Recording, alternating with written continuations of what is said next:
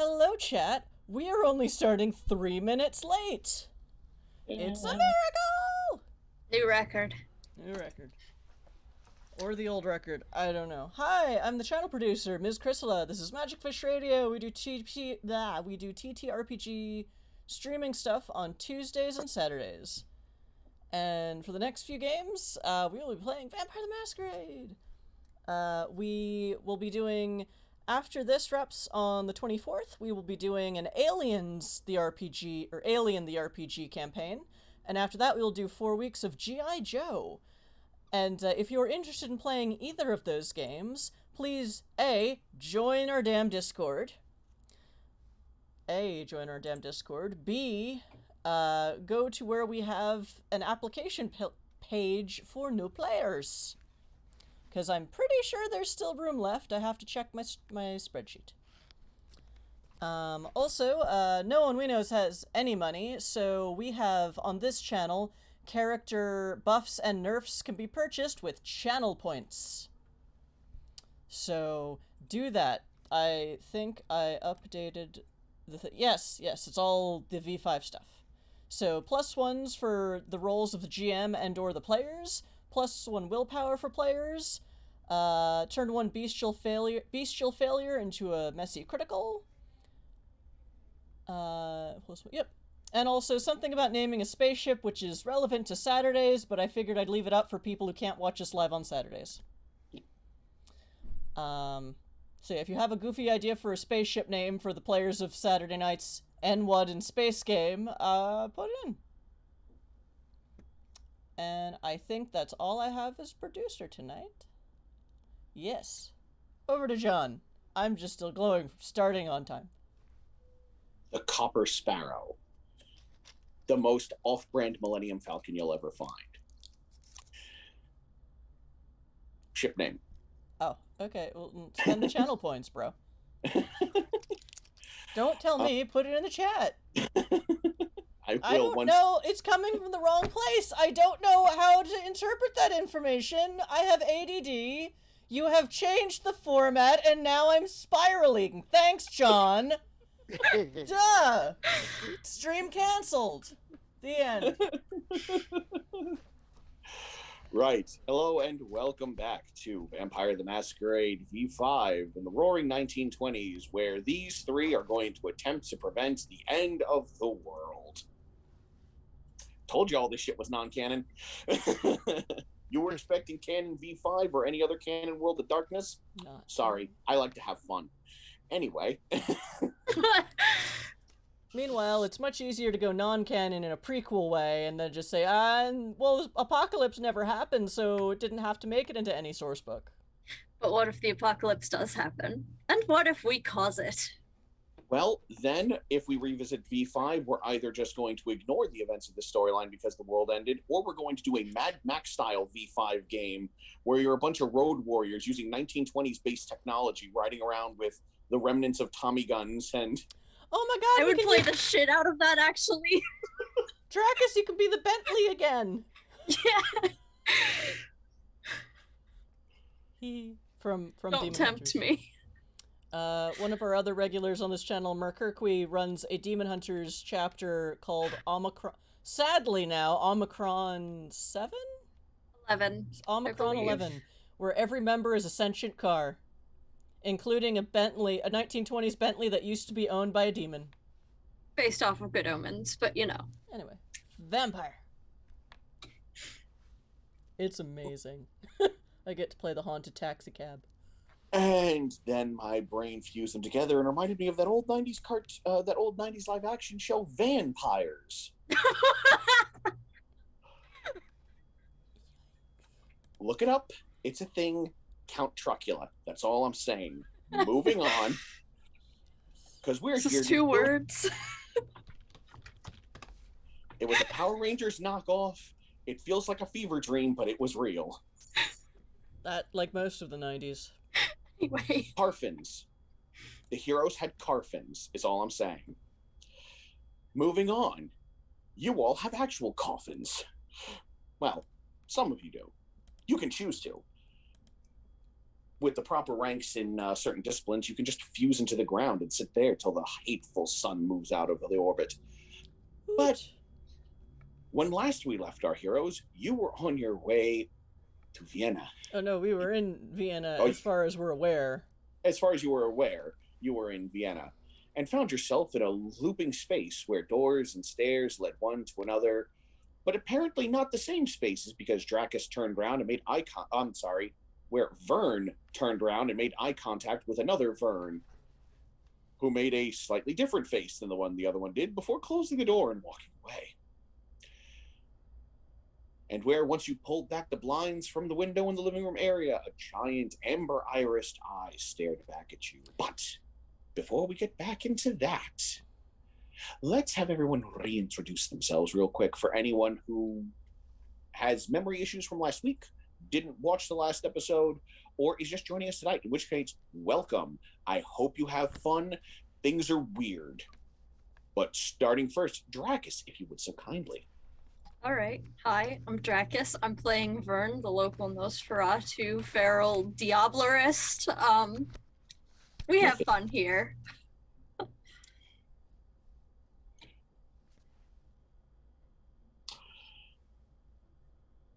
And Monsieur, you are next in the order? Oh, me? Yes. Yes. I'm Jason. I am playing Andrew Giles, the hired gun gangrel who's here to make sure that these two get back out of Vienna in one piece. And one last time from our channel producer, if you would be so kind, madam. Yes, I'm Ms. Chrysela, and tonight I am not the GM I am playing. And I am playing Charisse Lowell, who is 2 Malkavians for the price of 1, and recently got a derangement level up from a Malk Primogen, now Prince of Paris, and that's gonna be interesting. You're welcome. But yes, let's slide our way back in. Slip back on your shoes, pull back on your coats. Time to get comfy in that warm, thick carpet you're standing in, with the soft earth tones of the paneling of this living room, and the unblinking eye staring back at you through the window.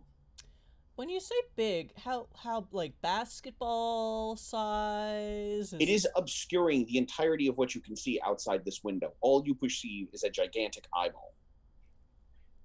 And it's amber colored.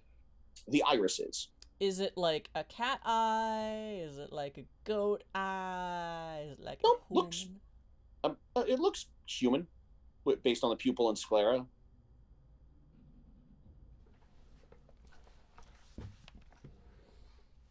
I think that Charisse kind of takes us back at it. All right, tag, you're in. Tag, you're.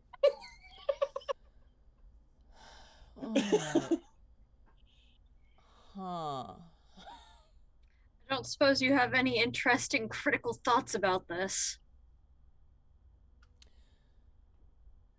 Okay, That's the other so one. So it's not just me, is it? No, I see it too. Huh. The eye blinks with this pale flesh with no eyelashes that comes down and then just comes back up. All right, is this a game? Is this a ransom? Like, what do you want from us? Like, what is actually going on here? So we can't leave? I assume you're the one keeping us here. From behind the three of you, you hear a voice go, "My apologies, I did not mean to disturb you." And as you all turn around, there is a figure standing behind you. He is dressed in white and brown robes, and he has a version of heterochromia with one blue eye, one brown eye, and one amber eye in the middle of his forehead.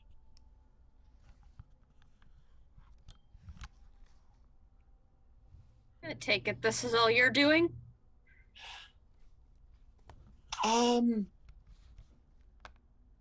Little bit. Is apologies. Trying to adjust. Your English is different from the English I knew when I went into torpor. I think you're the first salubri I've met. If you don't mind me being, blatant. But I mean, we are in a weird dimensional space with giant eye outside. I think I'm entitled. Well, no. When he points there, it's now just white space outside. There has been much going on that has been disturbing my torpor, and then I sensed the three of you, and I thought a conversation might be beneficial. So, are we still asleep? Is this all a psychic projection thingy? Oh yes, the sun is above you right now. Oh, all right. That makes more sense. I'm like, it's a little intense for chemistry. Oh no, Auspex. Makes a lot more sense. Technically, small dominate, but that's because of the communication.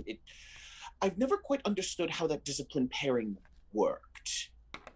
I just know that it does. I've always been the one to figure out. I can always make things work, but never quite articulate how. Yes. Okay, so I understand that I don't understand the eye thing, but there's a connection. What was with the weird doppelganger that freaked me out? Oh, that. Well, we're in a. What is word? How to explain? This is a dreamscape. And then the front door opens, and another version of the salubri that you're speaking to walks in, but here the eye colors here are flipped around, and he goes, Vienna exists on a crack between reality planes, so when someone tries doing Auspex communications like this, there's sometimes a little bit of an overlap.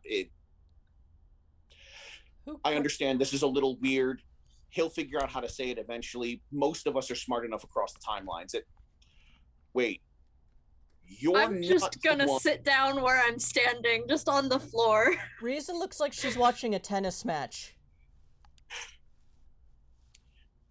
And he leans in and he goes, you're not the one who killed that composer in 1322, are you? I didn't kill a composer in 1322. No. Okay, good, because any timeline where we do that, it's a shit timeline and everything just goes downhill. Just wanted to be clear. All right, carry on. I need to go explain things to people in here. And as he leans back in through the doorway, if you follow and stare in past, you see another party of three with some familiar faces over there. And there's a look of recognition as Bart is about to say something before the door is closed. Yes, that. That? All right, so fractured. We're sitting on a fault line in reality that causes wacky multi-timeline jumping nonsense. Yes, it has to do with something that some mages did a while back. I would. We came here expecting mage shenanigans, or at least tangential ones. So that scans. Yeah. And then evil began causing a mess in the city, and they were disturbing my torpor, and then I woke up and I sensed the resonance between them and you. You have their stink upon you, but they are also thinking of you. All three. Well, you too. They don't know about you, but you're traveling with them, which made it relevant for me to know who you are. Alright, so nice stringy reality strings. Yeah, it's probably the Bali. They're back.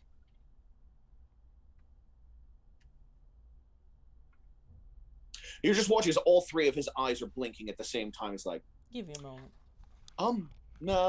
May I? Just to get the short version. Yeah, go right ahead. And he comes around behind you, turns your head to face the wall, places his hand against your temple, and from your perspectives, a light begins playing out of Riza's eyes as events are just being played up on the wall like a motion picture. And it's basically everything that you've had from either Riza or Sharice's perspective dealing with the Bali playing in fast forward. Oh, so that's what they're calling themselves now. Huh. Interesting. I thought they were dead. I didn't even realize they actually existed until a few days ago, so.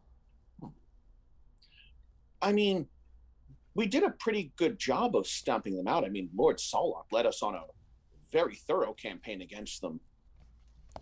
So did, Prince Dominique, well, now Prince Dominique of Paris. She was very annoyed and, put out by the fact that they are apparently back. So, yeah. Kindred cockroaches. Interesting. Oh. So, yes, you've come here to stop them. That's the hope. They've basically taken my sire hostage, and they implored me and my quieter half to, well, basically go on some kind of treasure hunt under Vienna. Oh. And during the train ride here, there was a lot of speculation on what would they need to send a Malkavian occultist in to get that they could not just get themselves, especially when they lack actually blowing themselves up to spite others, so it's not like they're afraid of death or dying. It's just,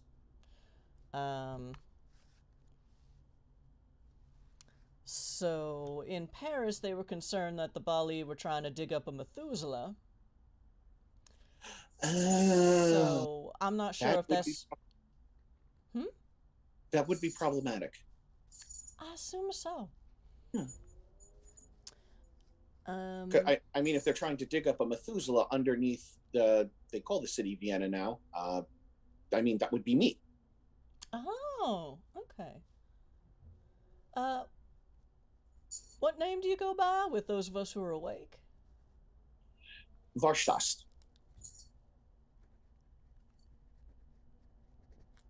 Okay. Thank you, Varstast. Thank you. In case I need to call out for your help again, but hopefully not. But, so we might be here to bother you. I apologize in advance.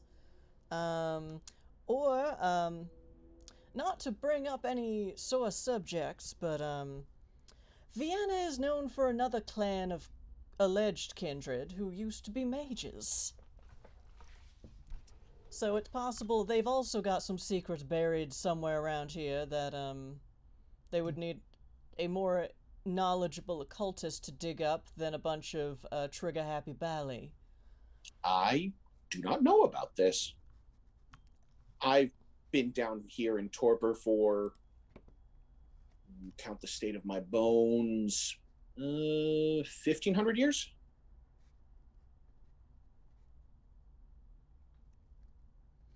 So when you say the Bali evil woke you up, they haven't been trying to bug you directly, have they? They've been crawling around down to where I've been in Torpor, but not close enough for me to deem them a threat and have to activate my defenses. But you mentioned calling out to me for help, and I'm afraid I won't be able to do that. I have my orders.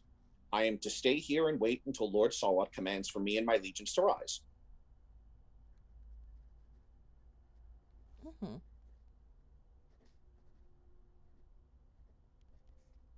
So why did you choose to speak with us then? Because again, familiar feeling evil, you're tainted with familiar feeling evil.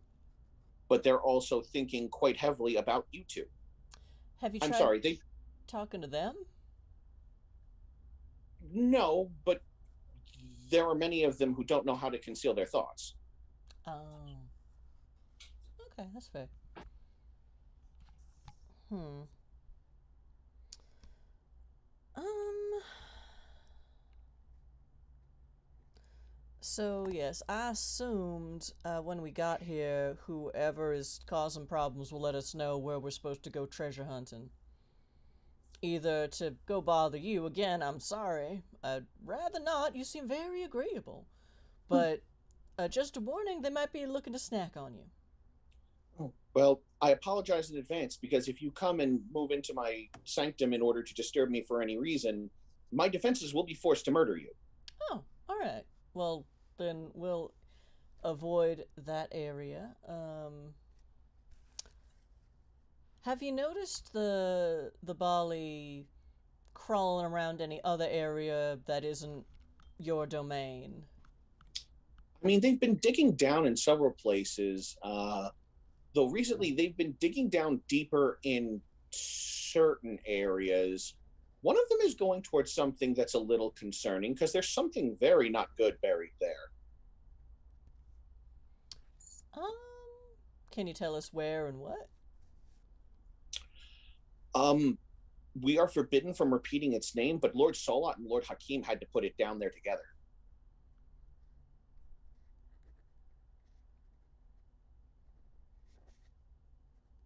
Hmm. I don't know much. I was actually embraced shortly after that incident, and was informed about it later, as I was meant to replace some of the children Lord Solat had lost prior to that encounter. So we're going back now some, like, 15,000 years? 15,000 years ago. Mm-hmm.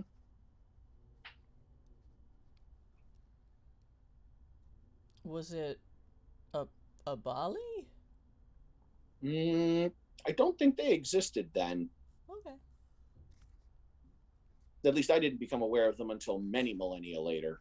Mm. It's like them, but different. It's when I feel it pulse down there every few centuries, it's, how do I put it? It's cleaner. It's not as, no, cleaner's the wrong word. It's not as diluted. It's thicker in aura than these Bali, than the fiend followers.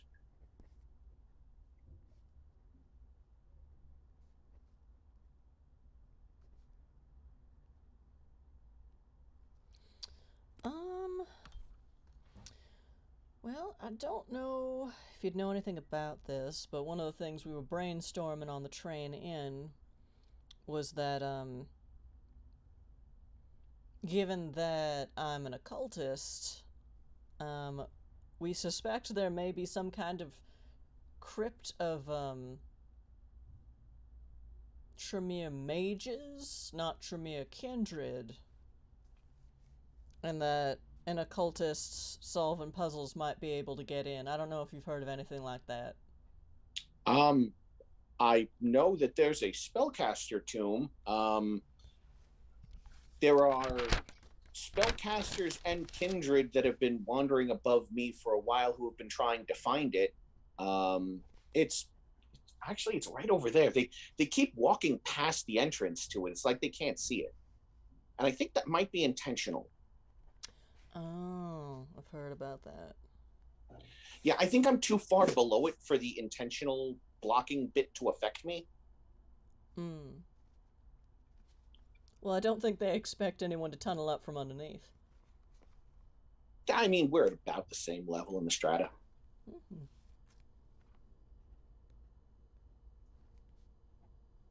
If anything, it sinks a little bit lower all the time. I mean, every couple of centuries, it's like another foot, but.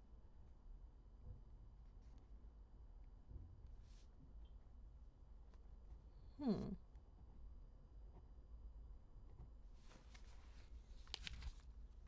I don't suppose you mind giving us the location, or if you're allowed.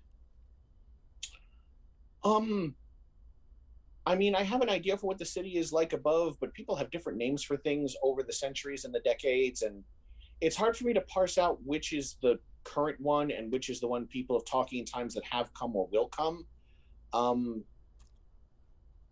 I can do the best I can, and there's this just sort of like this map that appears in your heads, and you just get an overview, and then you come down to a side view, and then you just see these 4 lights that appear basically under the city from the side view. There's this one that blinks blue, which is just a little bit below the red blink, which you are aware now is the presence of Varstas. There is a green one way down there, and then there is another one on it's past what is currently Vienna, but there's some outline of where part of the city once was, but due to a war or a conflict had been pulled back, rebuilt, this, that, or the other. May have even been long before this city or town was called Vienna, and just down deep there is a soft, almost like a rust-colored, sort of reddish brown, more brick-like, rather than the red that you're associating with Varstas. It's a more earthy color rather than a blood color.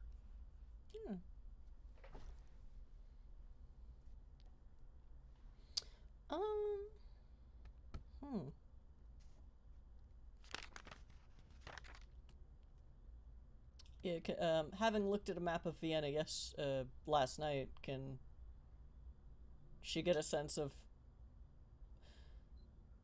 You could find basically above ground where you're supposed to be for any of these 4 locations. Yes. All right, she'll make a mental note.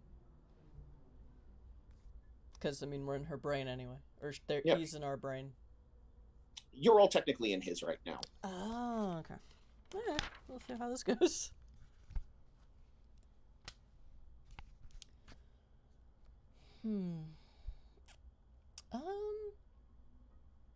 I mean, based on what you've heard since you've been sleeping, like, are the Bali just digging around, or have they tried to burn down any part of Vienna yet? Because they did a number on Paris.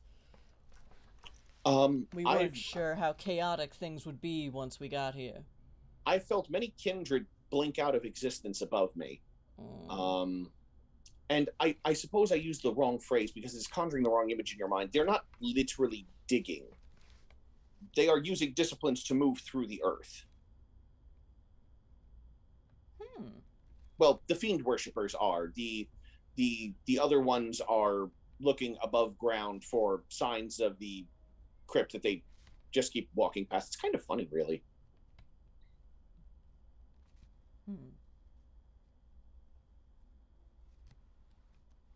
Is there anything you think we could do that would help you stay hidden? I am mostly certain that even if they were to find me, I would not be in a terribly big issue.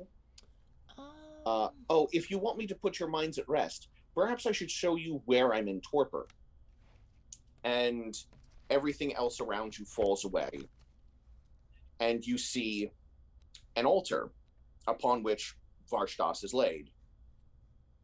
And as you look around and you see a recreation of these pillars rising up around you and these alcoves all along this long chamber, there are kindred currently in torpor in all of these alcoves, dressed in armor, weapons in hand.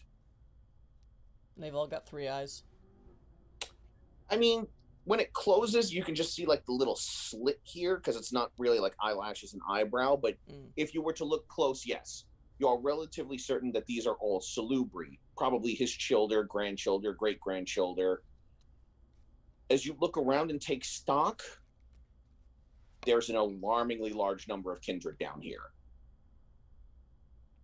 Like, you understand that cities of certain sizes can only maintain kindred populations of certain sizes in order to sustain these kindred without giving things away. So kindred populations, I mean, even in the most robust of cities, don't usually get too far into the double digits. Like a city like Hong Kong or New York, you could maybe hit like 40, maybe 50, depending upon the population boom. Are there more than 50 salubri down here? You want to take the time to count? Give a general estimate. More than 50? Less than 50? Make this a wits academics check, because you're about to do some math. And you're trying to do it with quick perception. I mean, I can just look around Slackjawed and be like, I've never seen so many kindred in one place. Nice. You've never seen this many heavily armed kindred in one place. Yeah, I've never seen this many kindred in one place, period, let alone heavily armed. So I'm gonna, say that out loud in my slack-jawed, youthful way and see if he brags. That is not surprising. Lord Salat told me to prepare this, and he said he would call me when it was necessary, and I would have to lead my legion. So apparently Riza is a math queer. That's 4 successes. Okay. Based on the dimensions of this chamber, assuming it just continues out into the distance the way his image of it does, you're looking at a bare minimum, because you now notice that as these pillars rise up into the ceiling, there are rows of these chambers every 7 or 8 feet up, going up these walls. You're looking at a minimum of 100 kindred warriors down here. And again, that's a conservative estimate.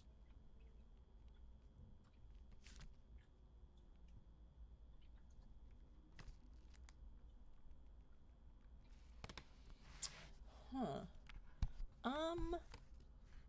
I forget what we talked about last week, in lore dumps and such. I mean, he keeps talking about Lord Salat, and is there general lore about how, the antediluvians are waiting for the Gehenna, and then armies will rise, blah-de-blah-de-blah, is that kind of just general... That is a prophecy that some in the Camarilla, well, most in the Camarilla brush off, but certain higher-ups in the Camarilla are like, we must prepare. And of course, the Sabbat is like, we know the antediluvians are plotting to rise again. We must stop them. Crazy twitchy eye. In that case, Riza's like, wow, I didn't know this was here. But she's not necessarily surprised. Lord Salat said we had to be prepared. We had to stop them from doing something terrible. All right, well, And that is why my brothers and sisters and I sleep around the world. Okay, well, I have no intention or inclination to get in the way of your lord's orders. Thank you. I appreciate that. My children won't have to kill you. I would rather avoid that in general, but yeah, just, It's nothing personal, really. Just, orders. Yeah.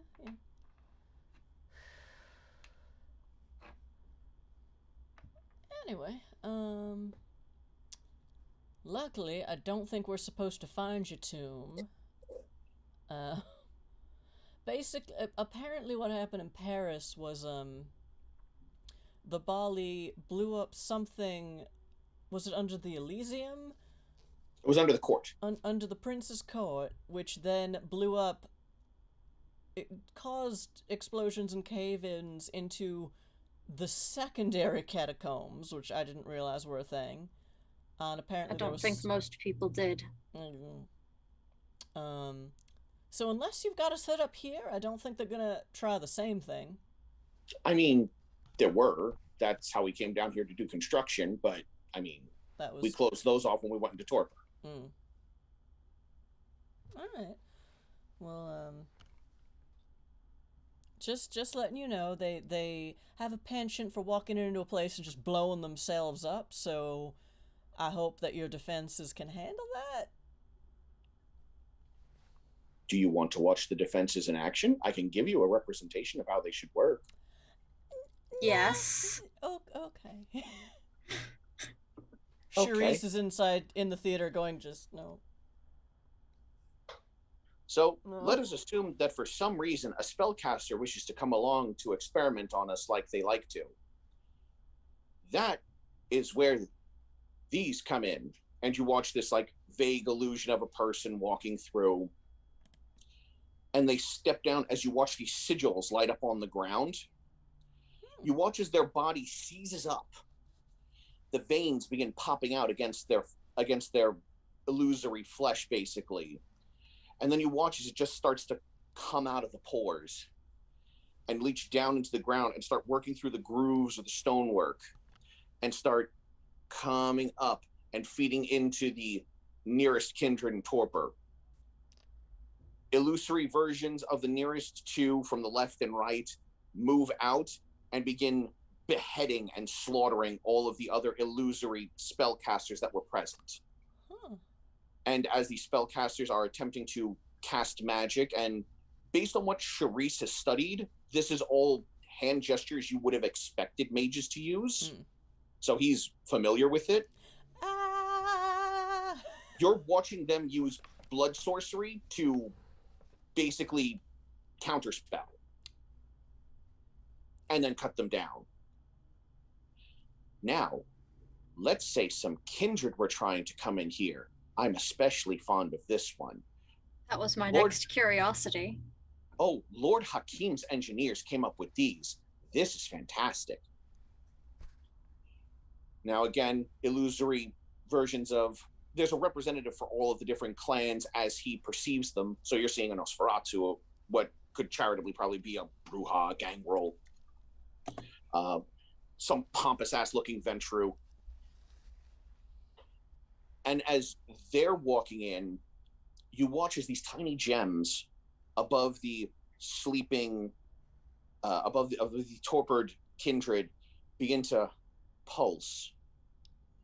And these torpid kindred, who are starving and were not just resurrected by the blood of a mortal, launch out at them in frenzy. And it's not just the nearest two. It's 3, 6, 9, 12, 15, 18. 3, 6, 9, 12, 15, 18. And then he goes, now assume it was more than that, more of them would activate. If they came in here with negative intent, they will be consumed and my army will then go back into torpor. If they came down here to notify us that they were here from Lord Solot, they would have a charm that would protect them from these effects. Now, let's say the beasts came down here for some reason. This one, oh, there was a good bit of work put into these. And now you see representations of werewolves.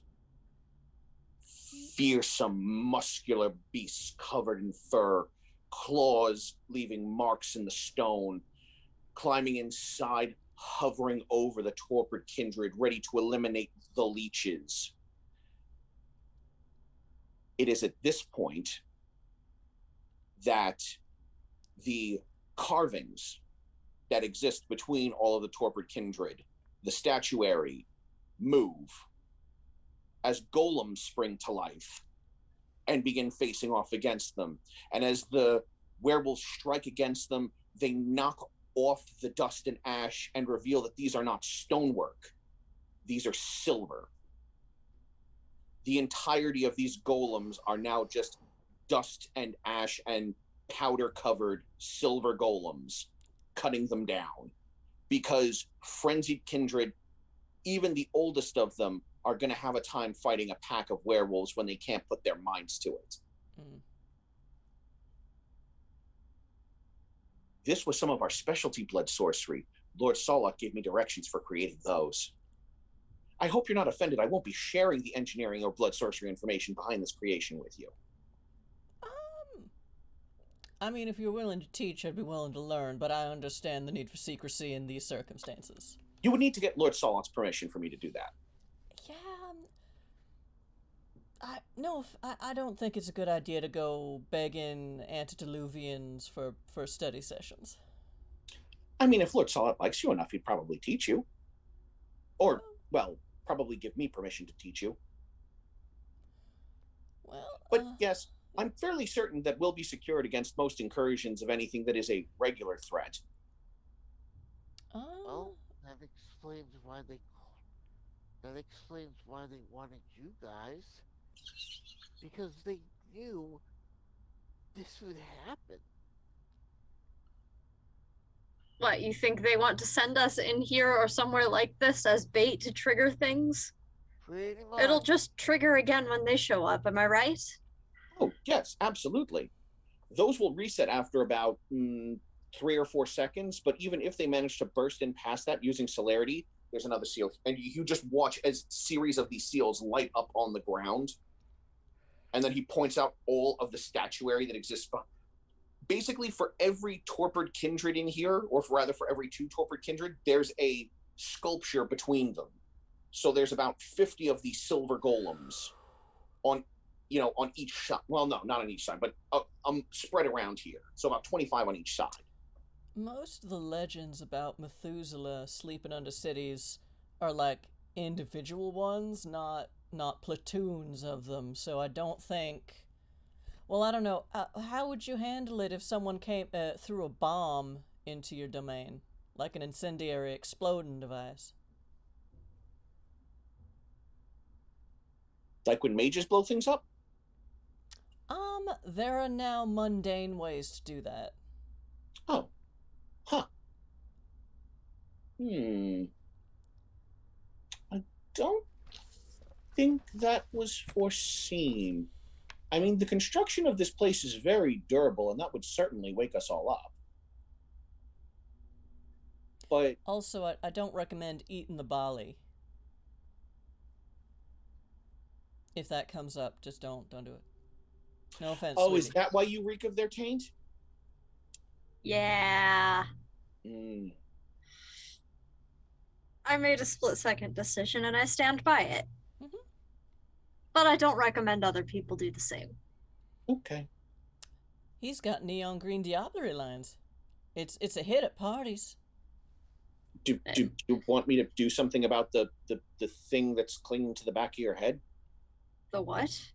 The thing that's clinging to your soul, the taint. Do you want me to do something about that? Can you? It's gonna hurt. Okay. What I hasn't assume that this thing is bad and you're the first person to even notice it.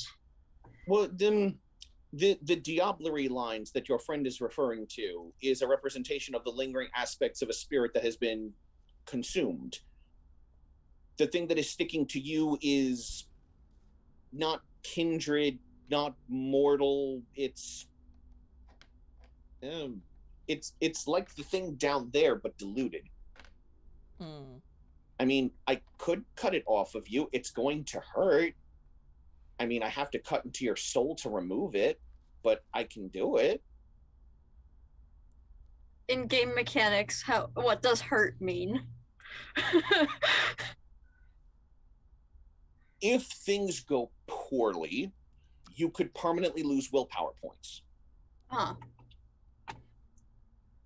Because he's cutting into your soul, he will be directly affecting your willpower rather than your health. Now, normally, while I dislike using willpower as a health pool like the V5 rules recommend, in this instance, he's cutting into your soul, so your physical health pool really doesn't work here. Yeah, no, that makes sense. But yes, if things go poorly, if the spirit fights back hard enough, or if you're not able to wrestle it down while he's removing the fiendish tumor from you, you could permanently lose willpower points. That seems like a reasonable risk, honestly. Okay. I'm gonna glance at my 2 companions and be like, I think I should take this chance. I mean, like you said, he's the first person to notice it, and I certainly wouldn't know how to exercise Bali taint off of you. So, I mean, to be fair, you're very young. yeah, Yes. All right then. And so the Methuselah down there prepares to use his rank 10 ability plot device. legendary actions. All right. So, when I remove this thing, it may become ornery and it may be required to put it down. And I'm going to need you to help me will it off of your body, and hopefully you will be of a greater strength against it. I will do as much as I can. So he turns, and there's no longer a version of him laying on the altar. If you just get on here, this is to help, like, your perspective in helping to handle this, because you all still perceive things in like a physical world manner. Now Charisse is back to doing this. And Reese is just like, ooh. Honestly, I'm a little surprised Charisse isn't like, okay, this is some magic bullshit being done by a Methuselah who's, like, not trying to eat us. This is kind of cool. Oh, my friendship supersedes her curiosity. Well, Charisse is all about this. Riza wants to see soul surgery. Charisse is more like, but there's risks.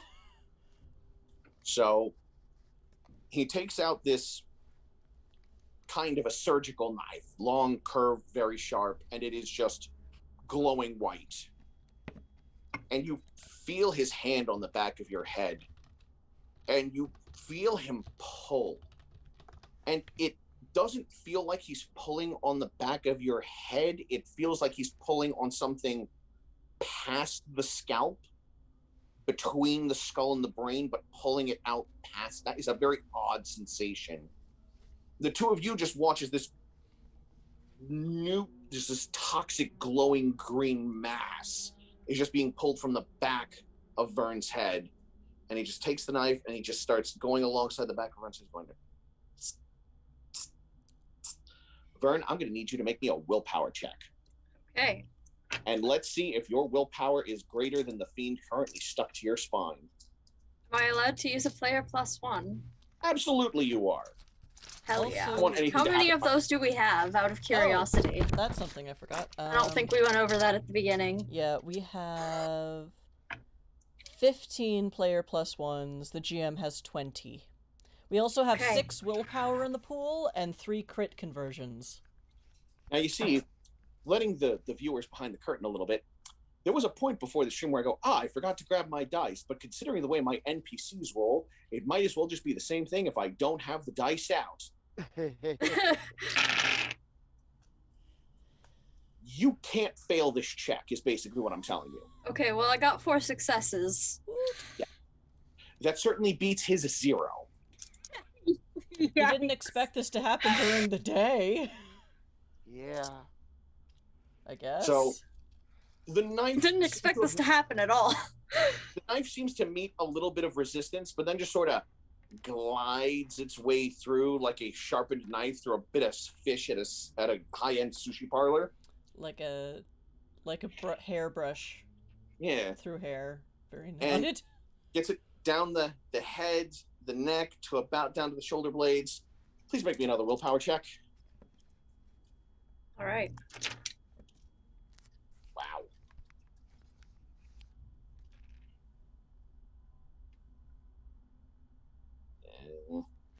Dracus, did you use any +1s? I did not. Okay. So this Remember, was Jack? 6 successes. Buy them for Okay. us with channel points. So, do me a favor. Put just 1 slash for the time being through 3 of your willpower. How many willpower do you have left at this point? 2. 2?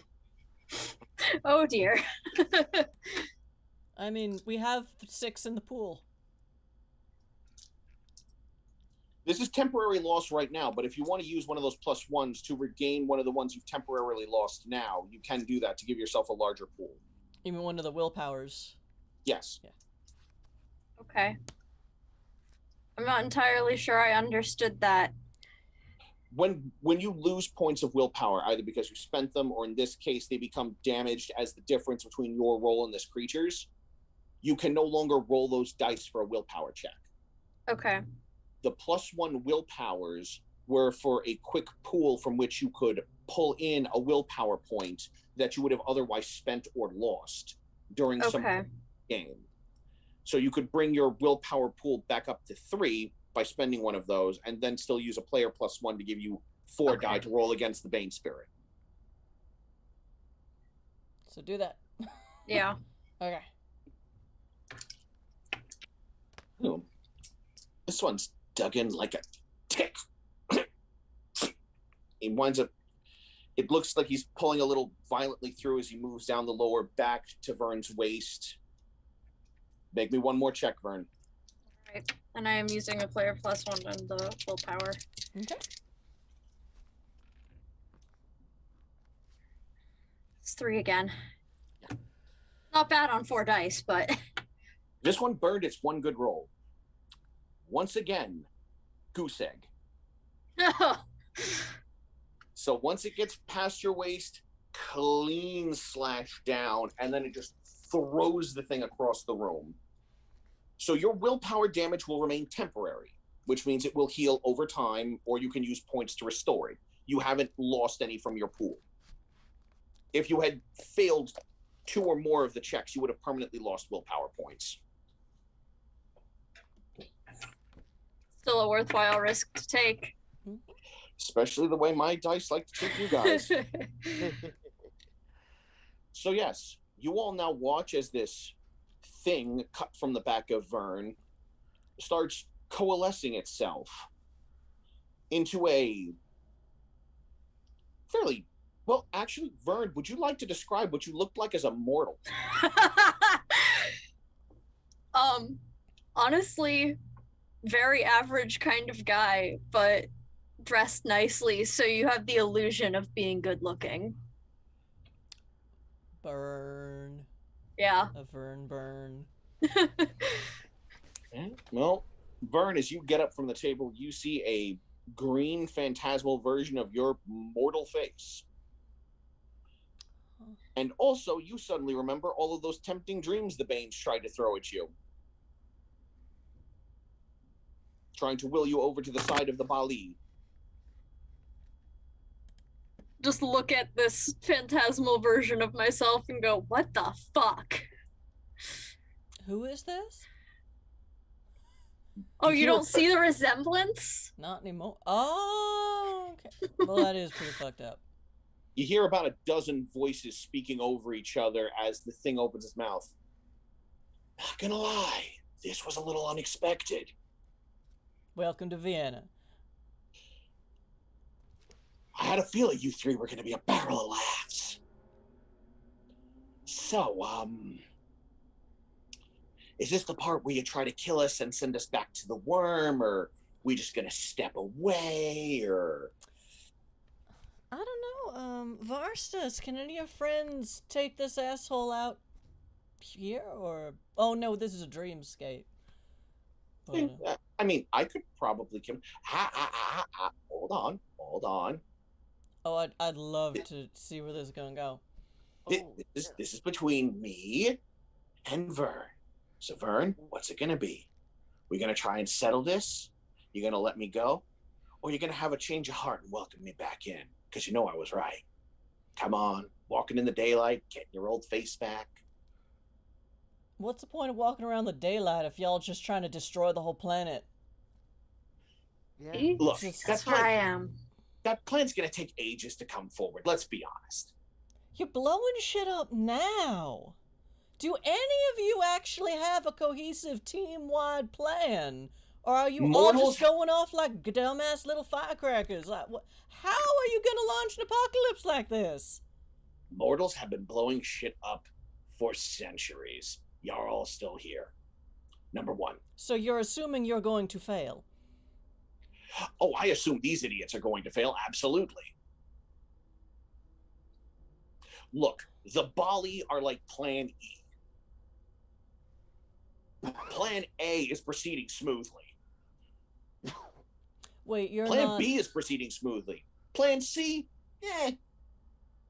Plan C is get drunk. No, that was That's like... how he happened in the first place, though. Wait, so you're not a Bali spirit. What the hell are you? A Bane Spirit. Well, we're a Bane Spirit. Keep hearing that word. Okay, trade you information for me just walking away and then we forget this whole conversation ever happened? I don't know. Nah, you've already given us information, which is what I wanted. Yeah, but I was always gonna just, like, kill you. Always bet on the monologue. Yeah, but I'm talking useful information, like where they are, what they want, maybe something you might want to grab so that you can turn that stupid Bali bitch inside out. I mean, I don't really trust anything coming out of your stupid green mouth, so no thank That's you. fair. That is a fair statement. Yeah. I know.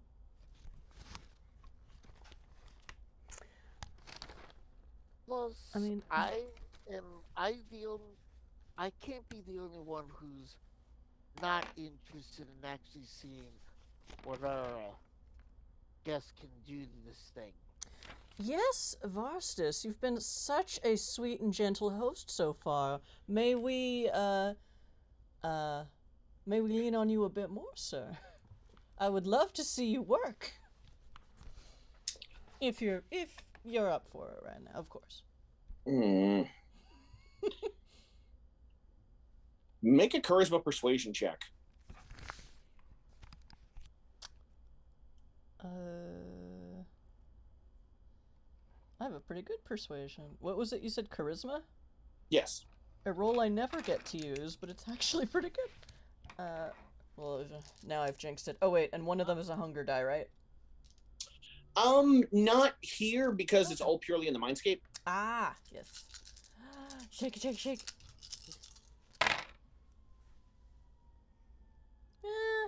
2 successes. I mean, to be fair, I've already been awake and doing more than I'd originally planned. I probably should be heading back into torpor to be prepared for when Lord Salot needs me.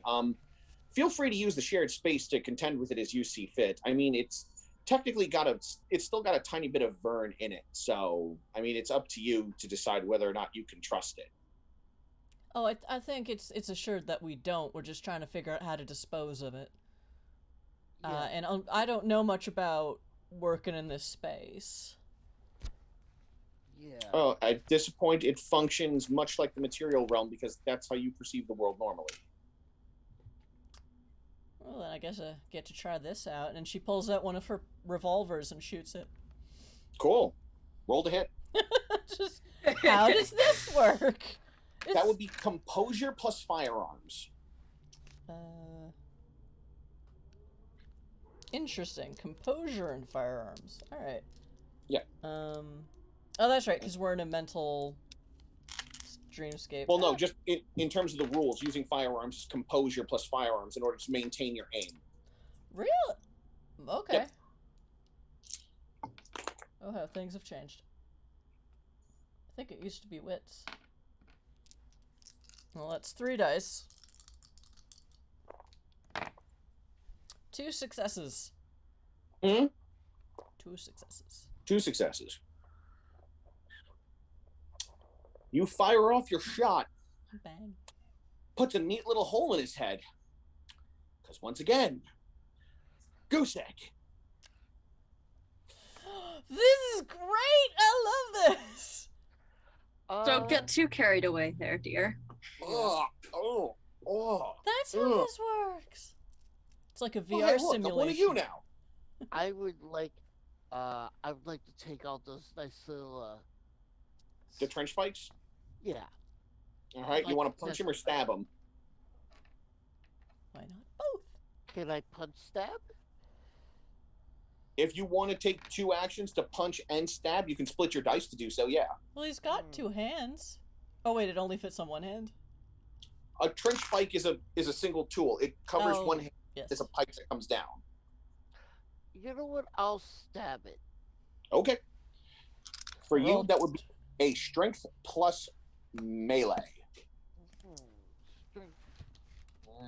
That is a Okay.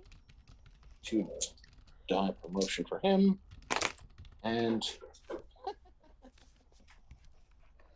Okay. Get these out.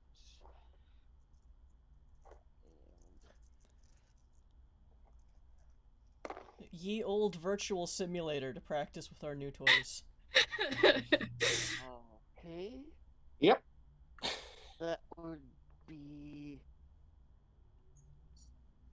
I believe it's 5 because 2 of the dice have the criticals.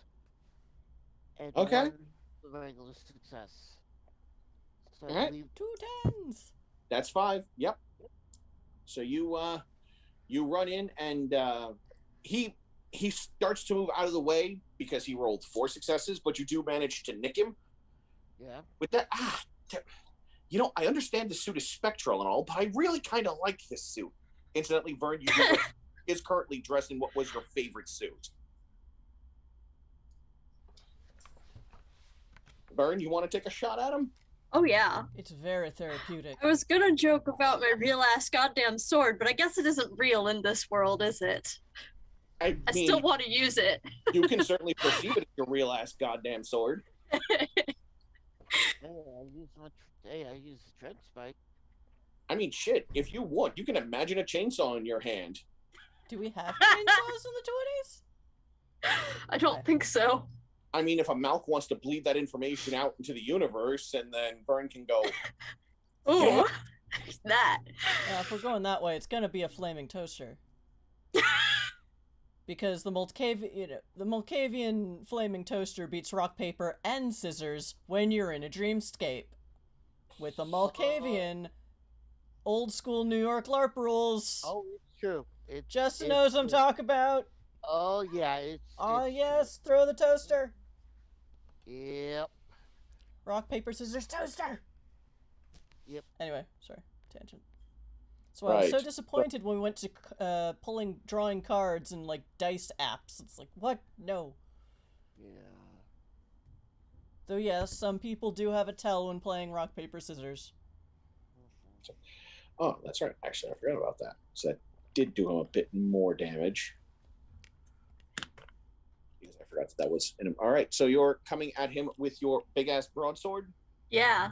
All right, roll your big-ass broadsword. I have Claymore to written the face. that it's +4. Remind me what that means.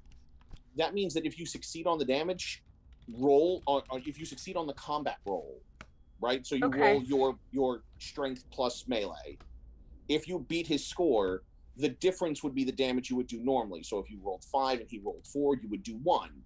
But then the sword add 4 damage, Okay. which means you would then inflict 5. Cool. It doesn't affect your to hit, it affects your damage. Makes sense. I just wanted to clarify before I went into this thing. Yeah. 3 successes again.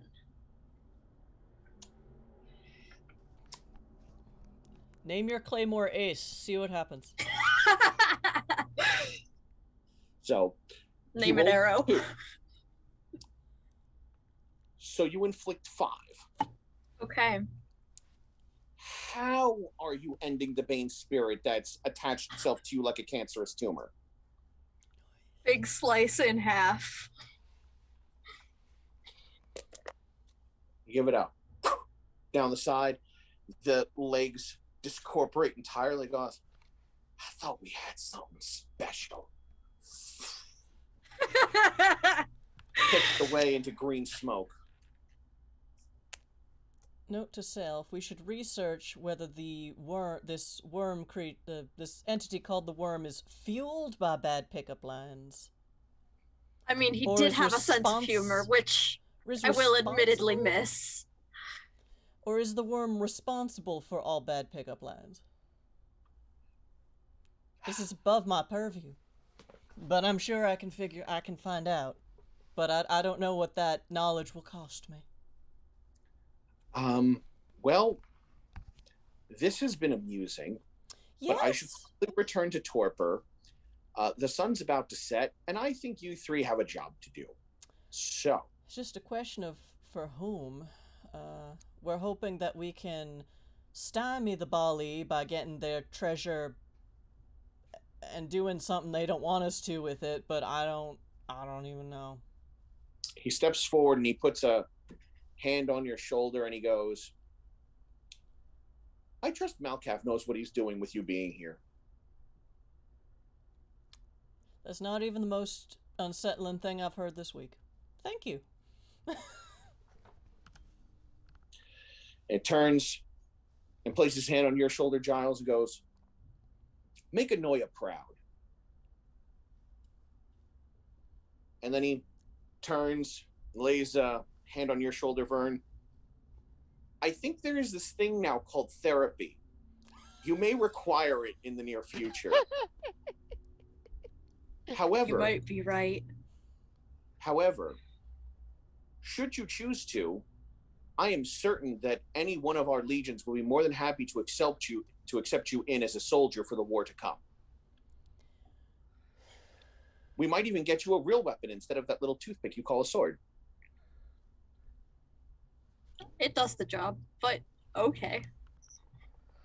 Well, yes, but like these have a base of serrated edging so that you can use it to saw through things as well. Also, these swords are much heavier, so they will inflict much more damage when you swing them through.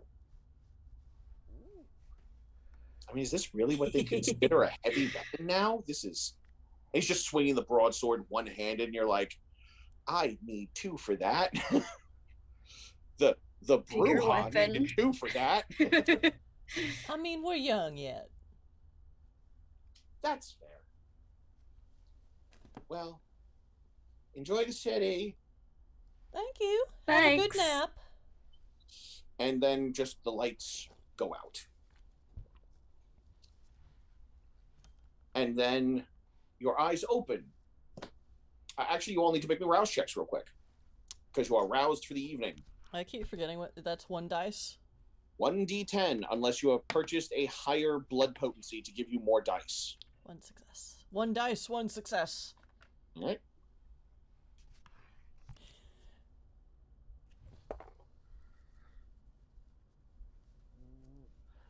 One die, one success.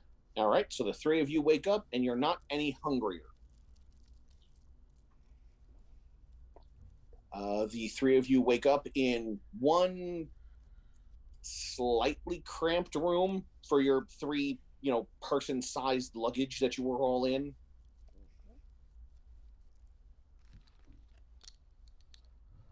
As the three of you are pulling yourselves out of your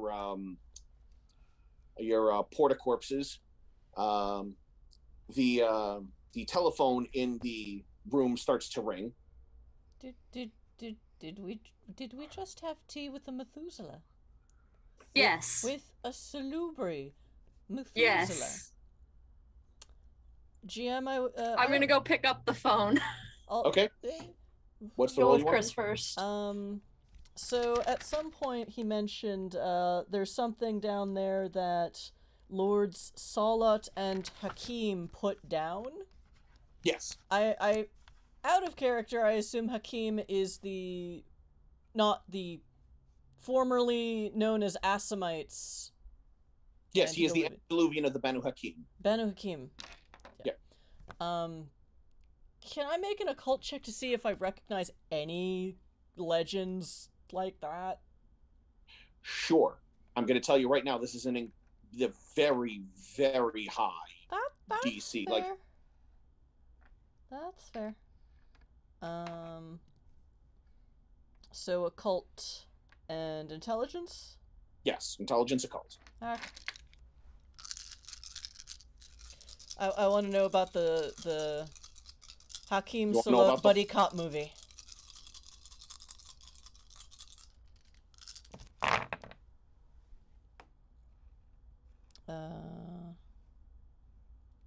That is 4 successes. No. You have no idea. You do know that there are stories that suggest that Salat and Hakim were perhaps the closest to each other of the antediluvians. So there was definitely a buddy cop movie somewhere, but I just don't know the specifics. There are some kindred historians that suggest that Salat and Hakim were lovers. There are others that call that heresy.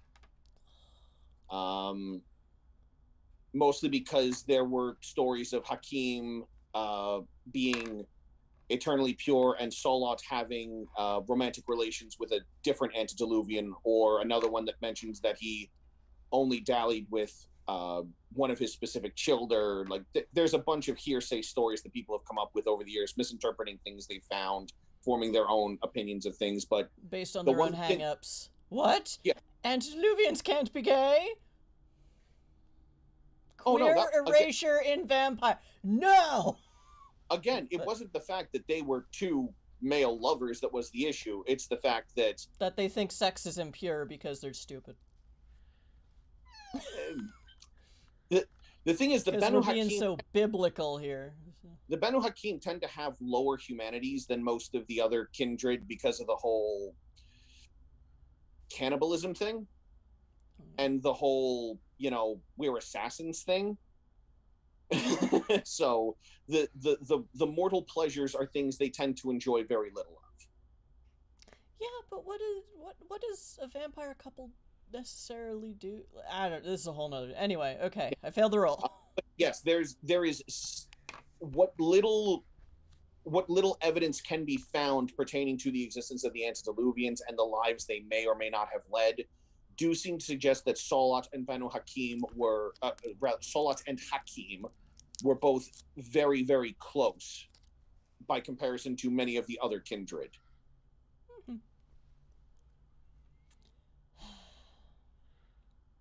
Can I think of anything that, well, I don't know, who knows what, this is like 15,000 years ago. I have no idea what kind of monsters two antediluvians would put down as a buddy cop movie. Make me a wits occult check.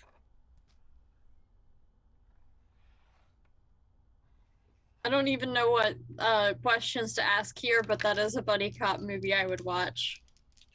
To be fair, it's a buddy cop movie most people would watch. Oh, definitely. Nothing like watching two antediluvians that are actually pretty decent people, regardless of one of them having a regular humanity of like 3.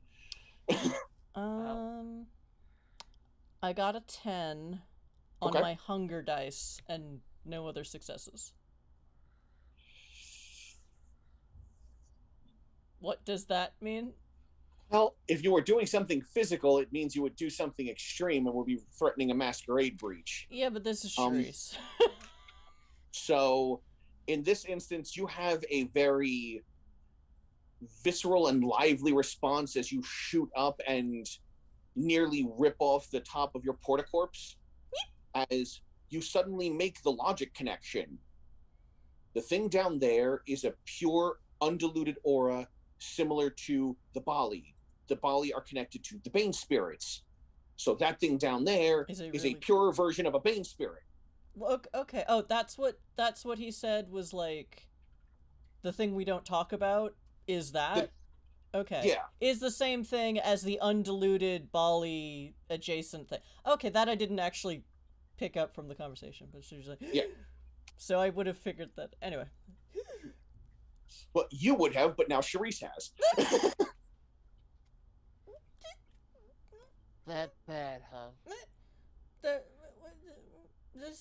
So there's something up buried under Vienna that was like the thing taunting us from Vern's soul, and let's not go looking for that one. Also, I think that's the one the Bali can look for on their own. So Vern, in a sort of looking for mummy way. You pick up the phone as Charisse lets out this gasp and begins trying to explain things. The phone I'm like, and you're just totally not seeing me. Sorry. Hello? I basically... Wie geht's? Do you require anything this evening?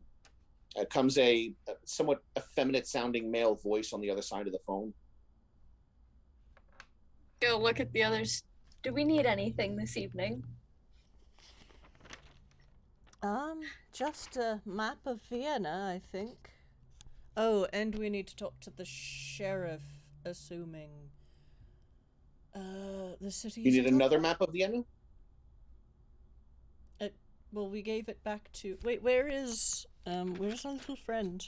Where's Damien? Where's Damien? You don't see them, but you do see their attaché case in the room, right by your luggage. If you wish to ask over the phone about that. Where's Damien? Yeah, I will relay the need to arrange meeting with the sheriff, and then also ask, and where is Damien? The attaché that arrived with you was sent back to Paris, as it was the end of their assignment. You have now been assigned to the care of Fraulein Marlene Schneider and her organization here, in collaboration with the Sable Cartel. Yeah, I see. Thank you. Basically, Andrew makes his when Andrew sees how Sharice reacted, he moves over and is like, "Sharice, you okay?" Yes, just very disturbed by everything that's happened for the last week. Yeah. Maybe the last 3 weeks, if you consider being on a Tremere blood magicked blimp for transit. It's been unsettling. Okay. As for getting in touch with the sheriff, that may prove difficult. The sheriff, she is has been difficult to reach for the past several weeks since the prince vanished. I see. That's fair and understandable. I just didn't want us to be considered rude in town. No, you should be fine so long as you don't cause any trouble. Is there anything else that we can do for you? Do you require us to send you a meal? I will ask everyone else. Are we... does anyone need a snack or a meal this evening? No, I'm alright. No, I'm good. Sounds like that is a no, thank you. Very well. In that case, Frau Schneider will be along to speak with you all in about 2 hours. And we will have the meeting room made presentable for you. Right, thank you. The car will be there to pick you up in about an hour and a half. We will keep an eye out for it. And the other end of the phone hangs up.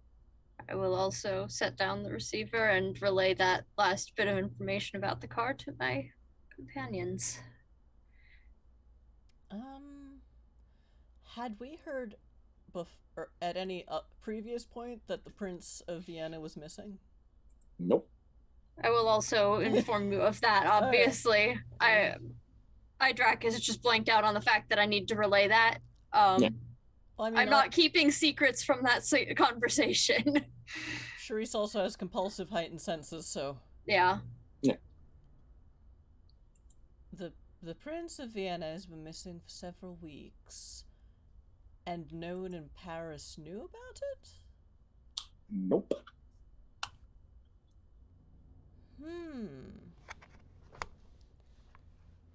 That's very bad. It's concerning. Especially since apparently Vienna is already crawling with Bali. That could be a serious problem. On the other hand, if the Bali had taken her out, why not just taken them out, why not just replace them with one of their own like they did in Paris?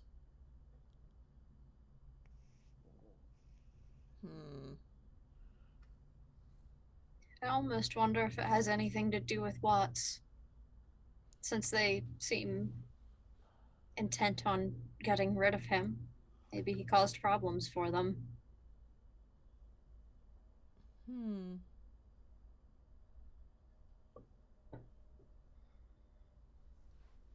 They can't be ransoming them, at least not to the court, because they don't bother with that.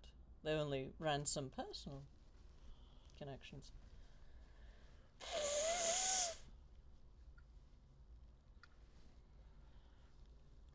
Maybe they were going after him, but they just haven't been able to find him. Possibly.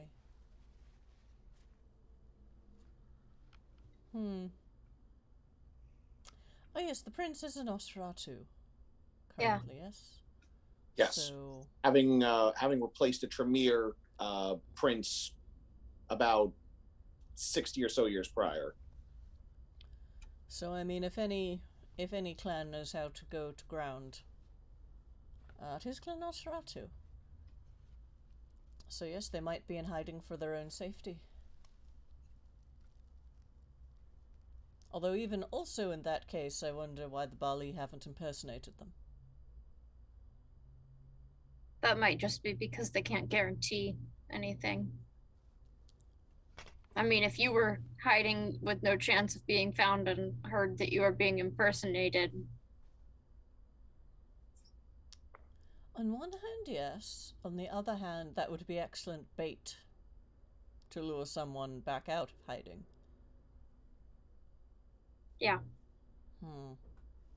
Someone were impersonating me while I was trying not to be found, I might consider leaving my hiding spot. But then again, I have no idea what the Prince of Vienna's agenda looks like, so... Then again, there's over 100 Salubri asleep under the city, so who knows? This is Vienna. Also, yeah, and I almost wonder if we ought to keep quiet about the fact that we know that. We should. We should. Anyone... Either they won't take us seriously and think us all mad. I can tell you it's not fun. Or they will be in the know about it and kill us. Yeah. Or use, as you suggested, as canaries and have us try to use us to trip the alarms first, and then, which would be futile because then they would just trip them up themselves going in after us. The alarms can deal more than we can take. Way more. That's more kindred than typically exist in any one city, even by modern standards. So... Yeah. There are not enough kindred in all of Vienna to deal with that. Whatever it's there for, I don't know. Alright, so... Take this opportunity to prepare before we have a little rendezvous with the locals. So are we in like a hotel room? No, this looks like a bedroom that has just become somewhat cramped because of your three, all of your luggage, and then your three, I'm just going to keep going with it. Your porta corpses. I'm so entertained by it. By all means, continue with it. Corpse capsules. If you open up the door, it leads out into a hallway, and you find yourself in a fairly modest 2-story home, a bit more on the modern side than what you would typically find around Vienna these days. But this was part of a construction project undertaken by the Disabla organization for purposes of renting it out and making people who are more comfortable with more modern or other aesthetics more comfortable as they're here spending money. It's an Airbnb. Yeah, kind of.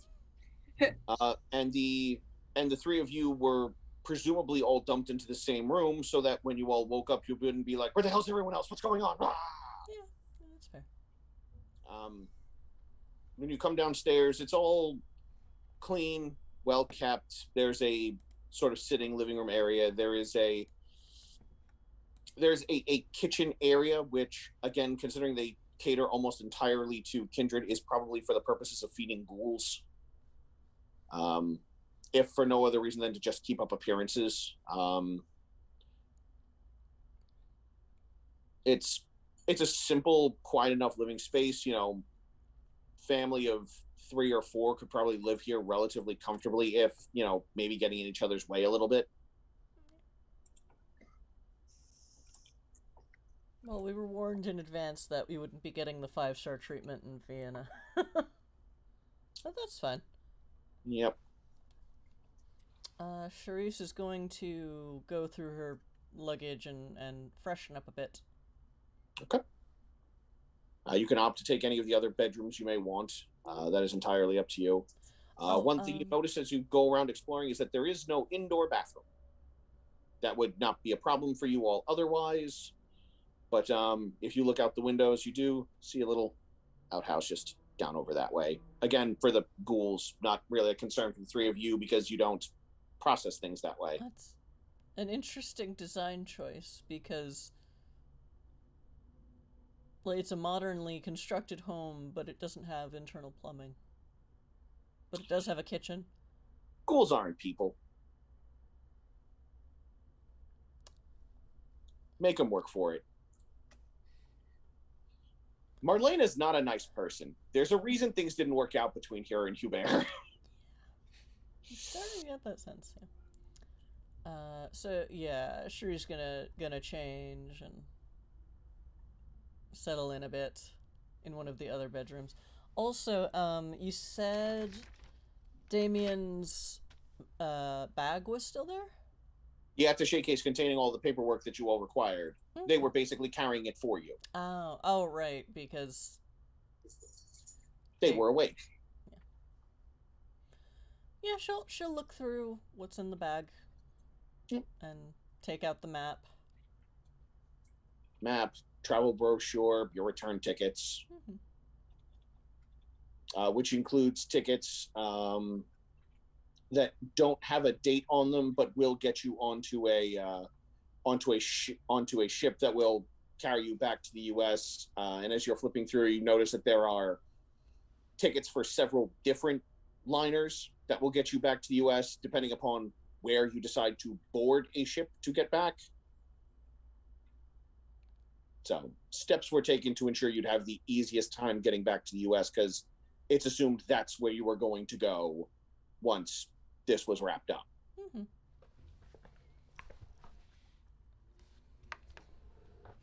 Especially since there is no more Tremere Blimp company, or no more Tremere Blimps right now, so we wouldn't be going back to London. That pissed off a lot of people. A lot of people suddenly very motivated to hurt the Bali very badly because you went after the thing that matters most, their bank accounts. Ah. Okay, so Charisse is going to take a look at the map based on the map that our sleepy friend showed us and figure out where-ish is the thing, the spellcaster tomb. Yeah, you can pretty much figure out the place where you need to go and access that. It's actually not far from the Black Chantry, the Tremere's headquarters. Oh yeah. Which was, the Tremere's headquarters back before they were kindred. So it makes a measure of sense. But it seems like they've all forgotten that and suddenly can't find it anymore. Wonder why. Because Tremere are wankers. Yep. Well, some of them more so than others. But all by some measure, yes. Our break alarm just went off. Yes. And figure a decent place to cut off just before the end is the car arriving and you all being escorted off to your meeting. Woohoo! To talk with Marlene Schneider. Yep. To talk with 100% that bitch. Yep. Anyway, chat, this is where we take a 10-minute break. So, I'll be in and out of chat if you have any questions. Get yourself a drink, make yourself some good ramen, and we'll be back in 10. Bye!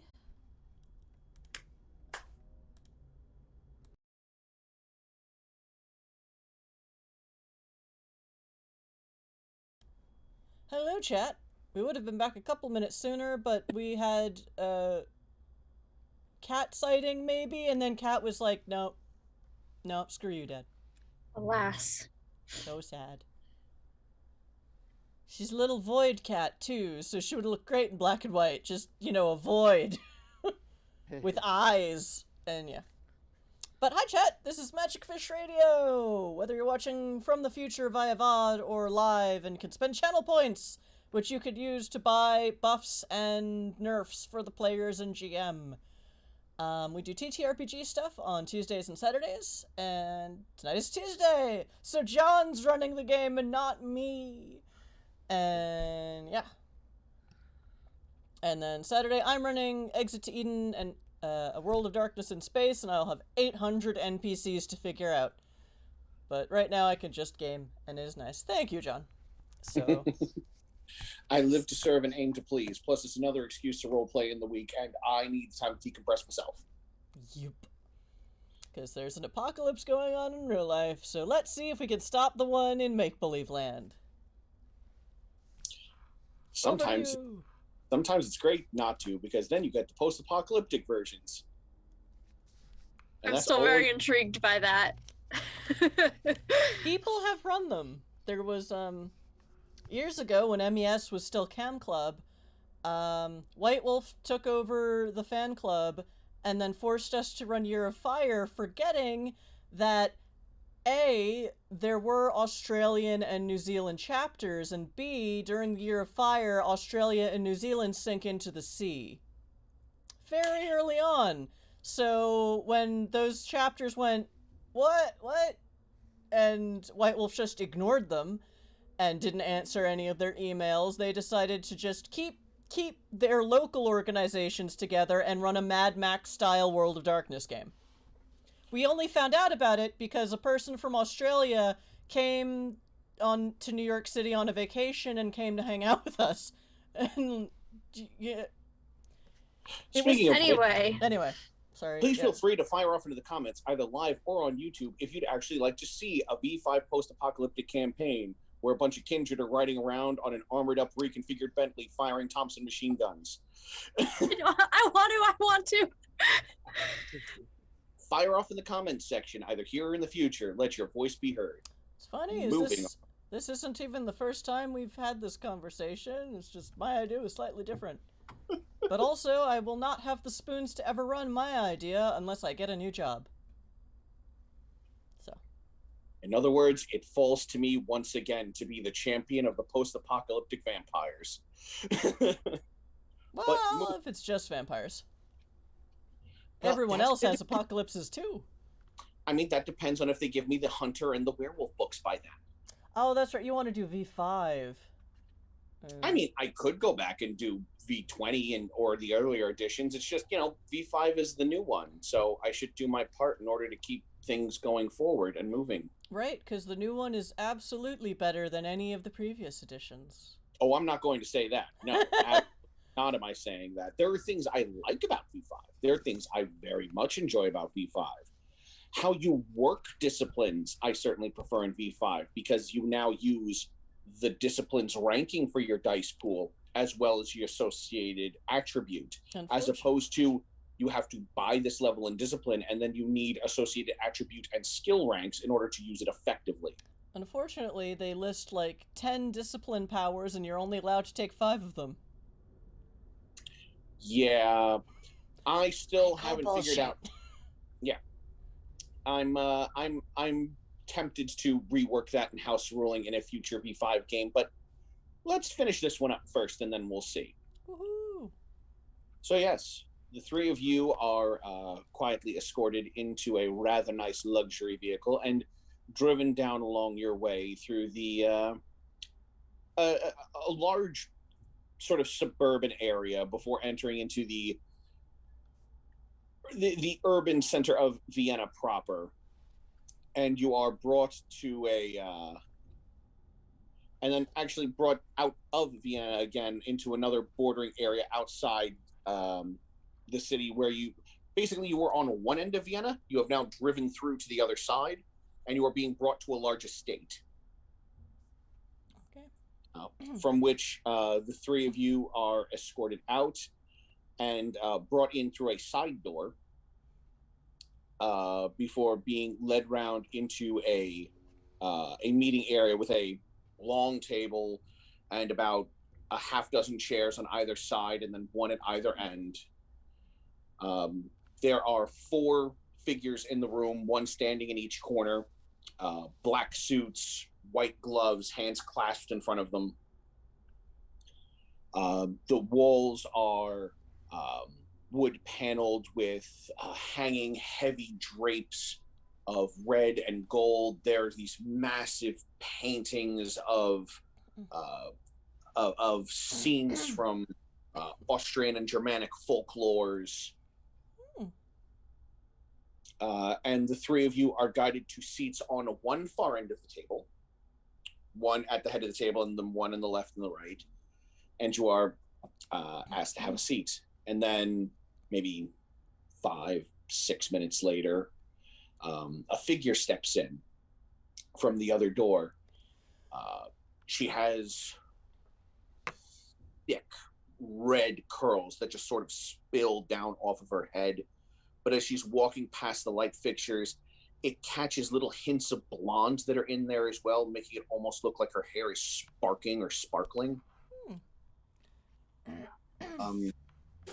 Her skin is the sort of pale white that you would expect a kindred not using blush of life to be.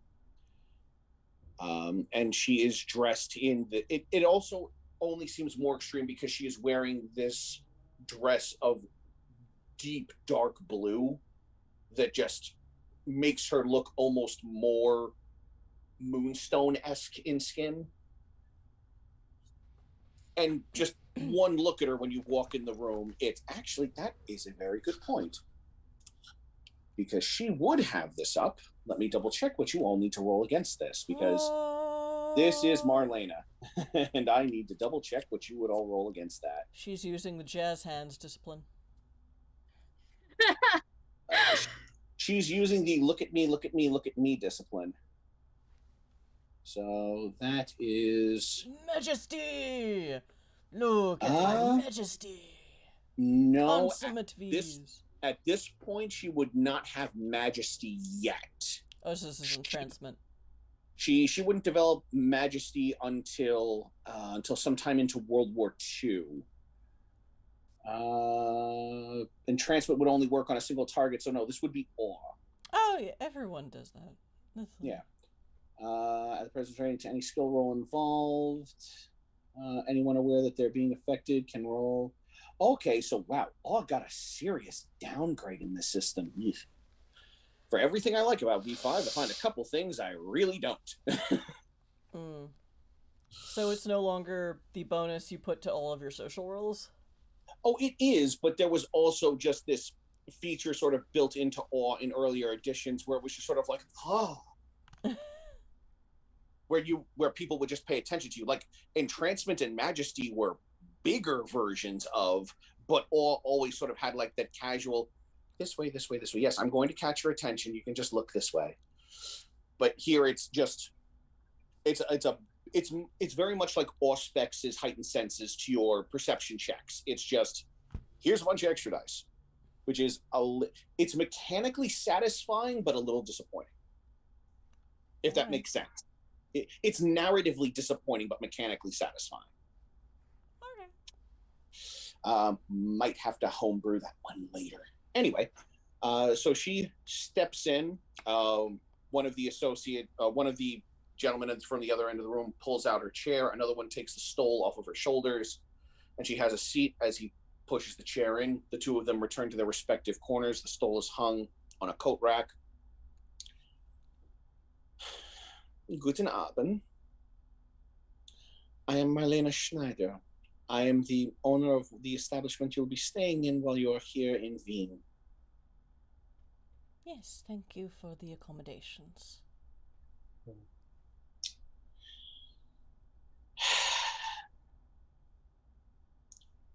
I'm going to let you all know now that you are here against my better judgment, as I try to stay out of any sort of political fighting because I don't particularly care about the rest of this.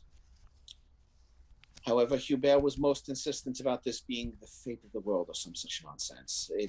It's people fighting for the prince's seat. It happens all the time.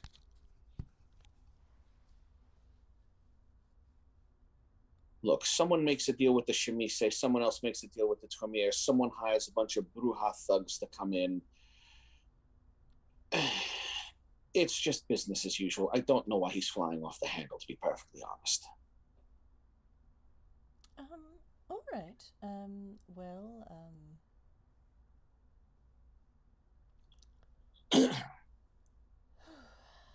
we are just in town looking for my sire, so as soon as we have found him, I certainly plan to be out of your hair quite quickly, and we will all be off jaunting back to the Americas. Very good. My sire is unfortunately lost in all of the political nonsense. We will do our best to keep it from your door. I do hope so. I hate when things interfere with business running. Yes.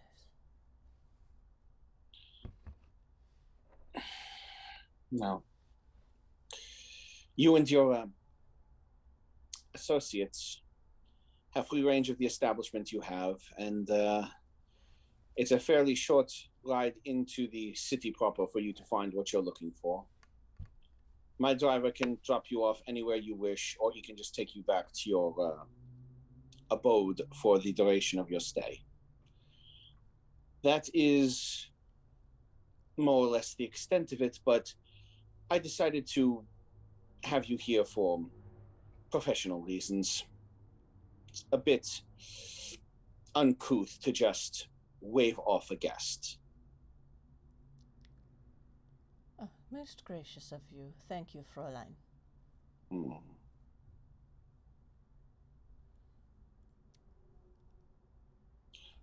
Did you have any questions, or shall we cut this short?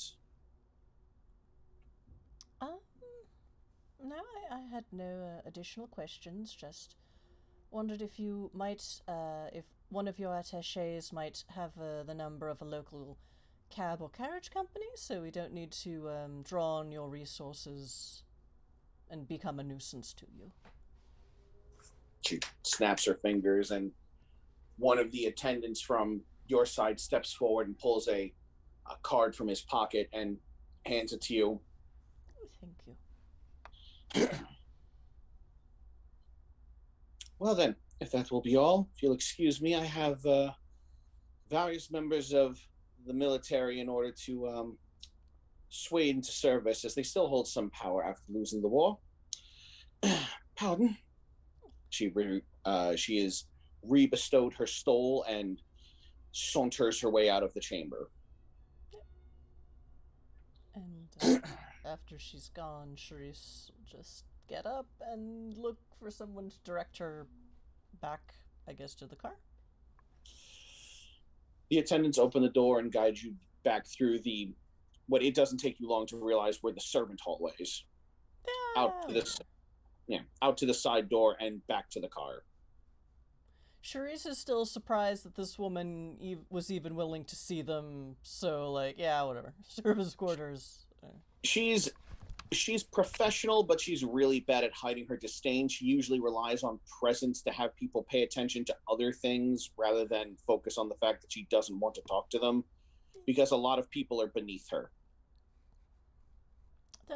That scans with everything we've been told about her, so it's like, yeah.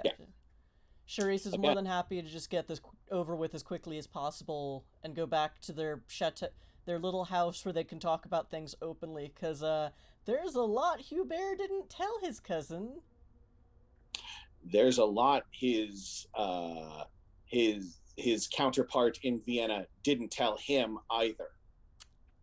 Yeah, the prince is missing. Yeah. Because, that would start having Hubert panic and want to get involved and do things, and no attention drawing. Just no, honey, I got the house in Vienna, you got the house in Paris, deal with it. Yeah, pretty much.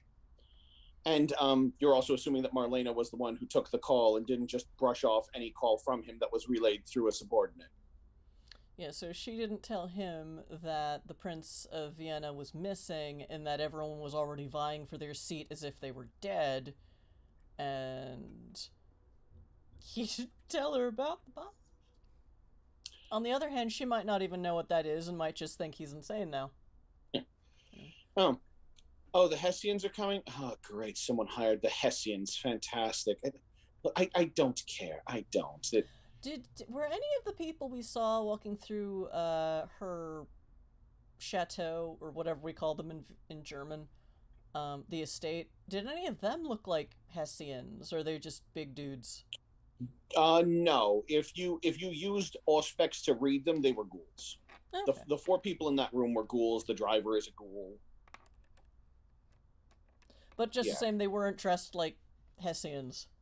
No. Yeah. They were dressed like footmen. Like highly polished footmen.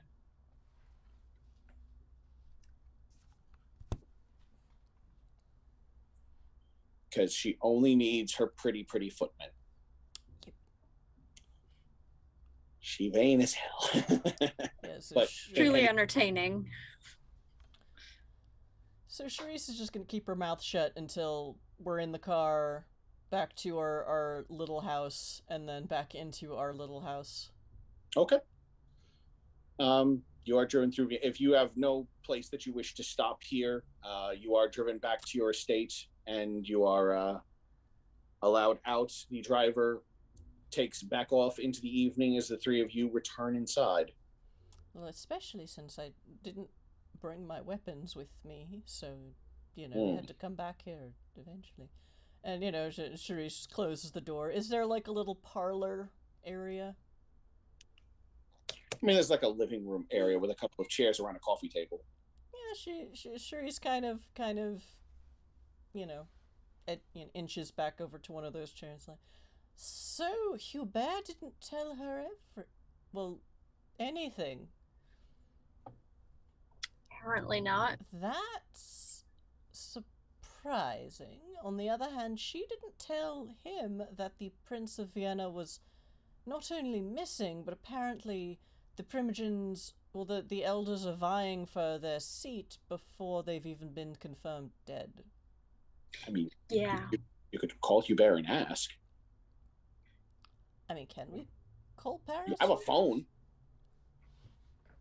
Through the NOS lines, you could. You just have to get the right operators. True.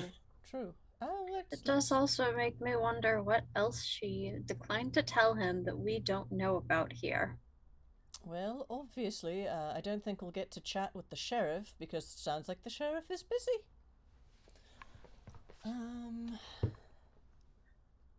Could try bugging the local NOS, but I imagine they have their hands full. I mean, you speak German. So I do. They'd be a much warmer and more receptive to our presence than our hostess. I don't know if they'd be willing to do us any favors, but, I mean, if we can't get the sheriff to know, hello, we're here and we're not actually trying to hurt anyone of the court, maybe telling the Nosferatu might be the next best thing. Since what you do are we Legion. Know? What do we know about the sheriff as an individual? Do we know anything? Did I even... I don't think I've... As female. Okay. That's about it. Yes, I don't think I asked anything specifically. Nope. You just know that the sheriff identifies as female. Because they used female pronouns to identify them. Our salubri friend. Our sleepy salubri friend. Mm-hmm. Alright, so, well...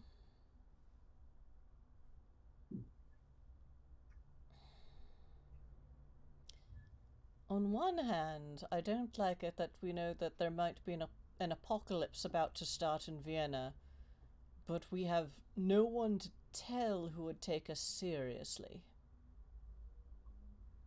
So, my idea, unless anyone has a better one, is that we just say, yes, Charisse is here looking for her lost sire. She has reason to believe he has been here somewhere, but possibly not of his own free will. But he's also, as far as I know, not a resident of Vienna, so I don't know that the local court should care or be asked for help. Just, we're going to try and do this quietly, ourselves, and not muck up anyone else's day. And then if the Bali start blowing people up, maybe they'll take us seriously. But then if they do that and we say, well, we knew about this the whole time, then we get in trouble for not divulging information.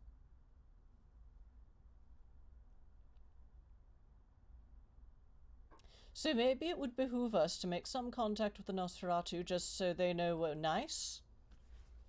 And maybe at least one clan of kindred will be less likely to try and kill us later. What is my life now?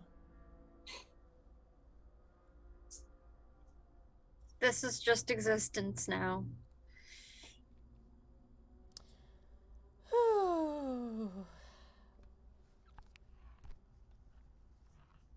I mean, most of the city's going to be busy with the political upheaval.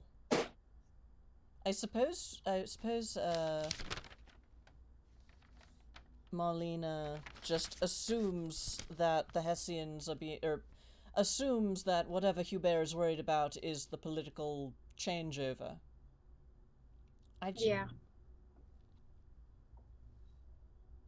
I rather wish he'd told us someone more receptive we could talk to here, but maybe he doesn't have any other connections in town. Could call and ask. Ugh, I'm no good at politics. Not really either. Malkavians at best develop a Cassandra complex in such circumstances, and they're not necessarily wrong. Alright.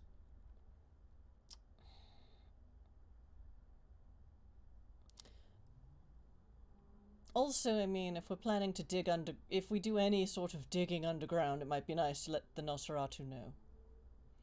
So, should I call Hubert? Well, maybe Vern and Giles, you go and try to talk to the Nosferatu?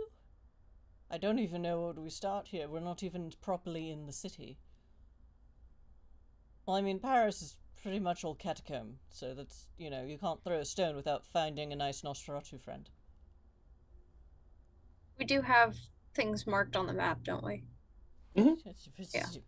We bring up the map, she puts it on the little parlor table. And you do have a number you can call for a cab service. Yes, that's why. I didn't really want Marlena knowing why we were going so close to the Tremere stomping grounds. Yeah. On one hand, she might not care. On the other hand, depending on how she values opportunity and using others, I didn't really want to deal with her. I suspect that as a person who cares about her business more than necessarily the individuals within it, she will take any opportunity she sees. And therefore, it's probably best that we didn't give her one. I mean, she would have just... Or are trying not to, anyway. She likely would have just thought us mad. What is a Bali? That sounds ludicrous.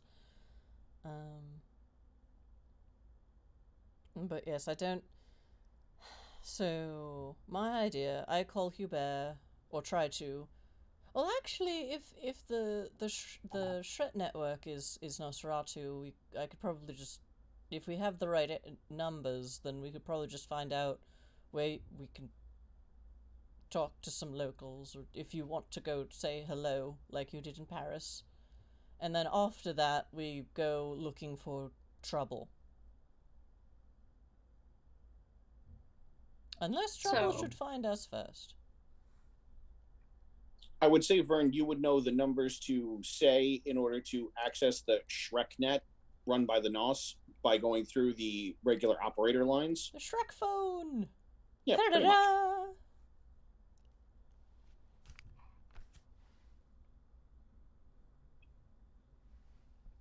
Shrek phone from the early 2000s when the Nosferatu were trying to breach out. It ain't just for rats no more. Or ain't just rats no more. Though sometimes the rats are more reliable, because you can still rat in a blackout. So yes, you can attempt to contact the local Nas if you so wish. Yes, do that first. And then we can call our friend in Paris. And just let him know. What happened? What is happening? Alright. So you go to pick up the phone. I do not know enough German, and my accent is terrible, so this will be Germanized English, or badly Germanized English, but... But Vern already speaks German, so we could just pretend well, we all have accents and don't worry about it. It's a matter of just be aware that they will be speaking German by default, and then Vern will probably be speaking German back. Yes, you pick up the phone and you are connected to an operator. Guten Abend, Vienna 0030. Hi. I'm a out-of-towner, and I'm looking to meet some of my fellow Nosferatu in town here. First of all. Did you say that to the mortal operator or the... Yep, you connect to the portal operator first. I assumed we were connecting to the... I don't understand how this works. I'm sorry. Okay, so when placing calls at this era, you would be directed to an operator. And then you would say, operator, I would like to place a call to, and then give the contact information. To access the ShrekNet, you had to give a code to access to where the operator would just connect to, but instead of you connecting you to another operator on the mortal lines or connecting you to a unit that's on that line, it would connect you to a Nosferatu operated operating board that allows you to reach the kindred havens or to access other areas along farther distances because they run their phone lines underground to allow them to better access the other cities. Okay, then to the mortal operator, I give the code to connect to the Nos network. Yeah, you would say something like, I'm here to contact Vienna, 131312. Just one of the codes that would be established to be consistent from one city to another that a Camarilla owned to have them connect you to something. Even the mortal operator doesn't necessarily know. They're connecting you to a kindred line. They're just plugging in cables. Yeah. So they would connect you through, and then you're left there waiting. And waiting.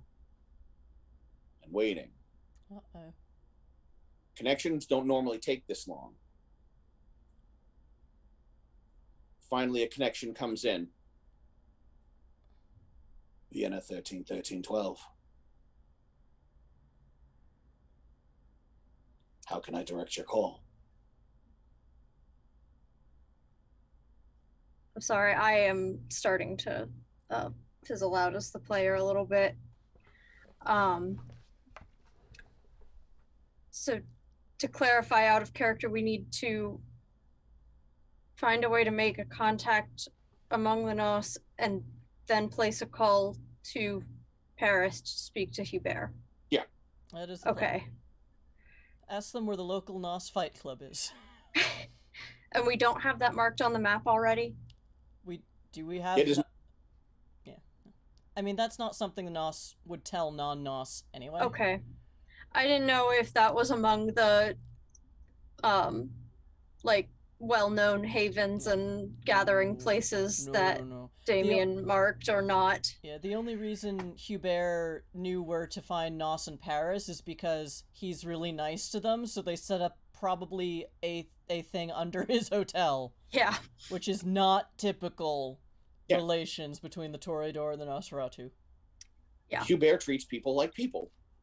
And he knows the Nosferatu are really, really useful and good at their jobs. So if you stay on their good side, if something goes wrong, they're more likely to help you.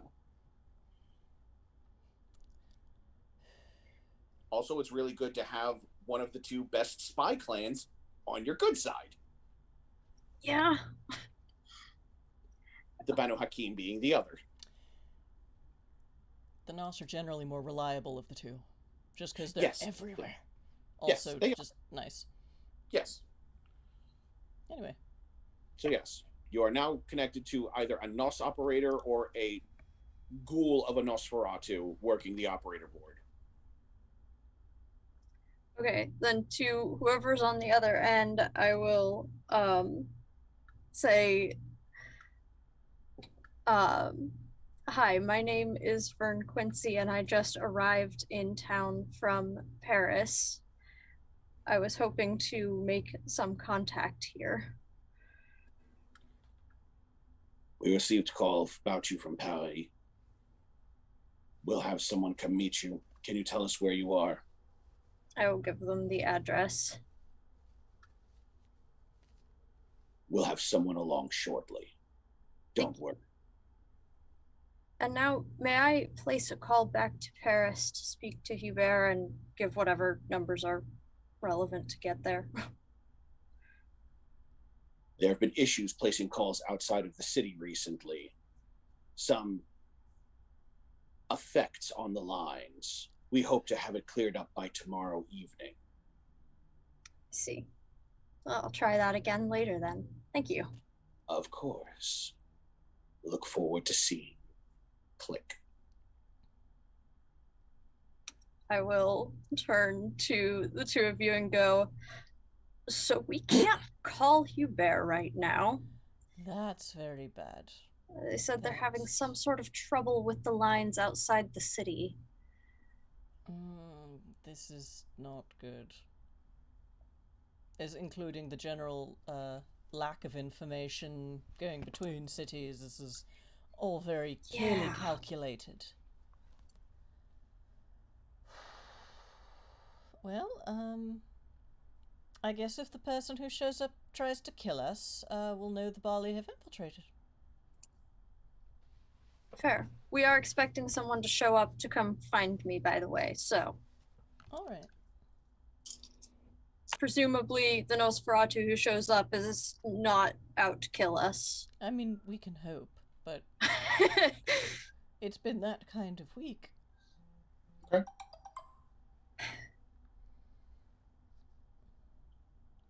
So, does anyone take time looking out the windows, looking for the driver to arrive, or you all just sort of... Did they say it was a driver? They said someone was going to come meet you, so, presumably they would come to get you in some way, and, presumably they would come out this far by car. No, oh, true. Okay. There are probably not tunnels out this far. Vern, would you like one of us to go with you, or do you just want to talk to them without outside nonsense? Also, my German isn't very good yet, unless with 6 XP I can buy German. I forget how buying new advantages works. I mean, theoretically, there would have been narrative time to have passed for you to have picked it up, but considering we've got, 2.5 sessions left of this chronicle, go for it, buy German. Yeah. You just got a terrible accent. You sound like a Brit speaking German. Well, I sound like a Brit speaking English. Yeah, your accent is shit, but you can get by. Yeah. There's no faking that you're not from around these parts. I'm not trying to fake anything. Not right now. What? And behind Reese is just like...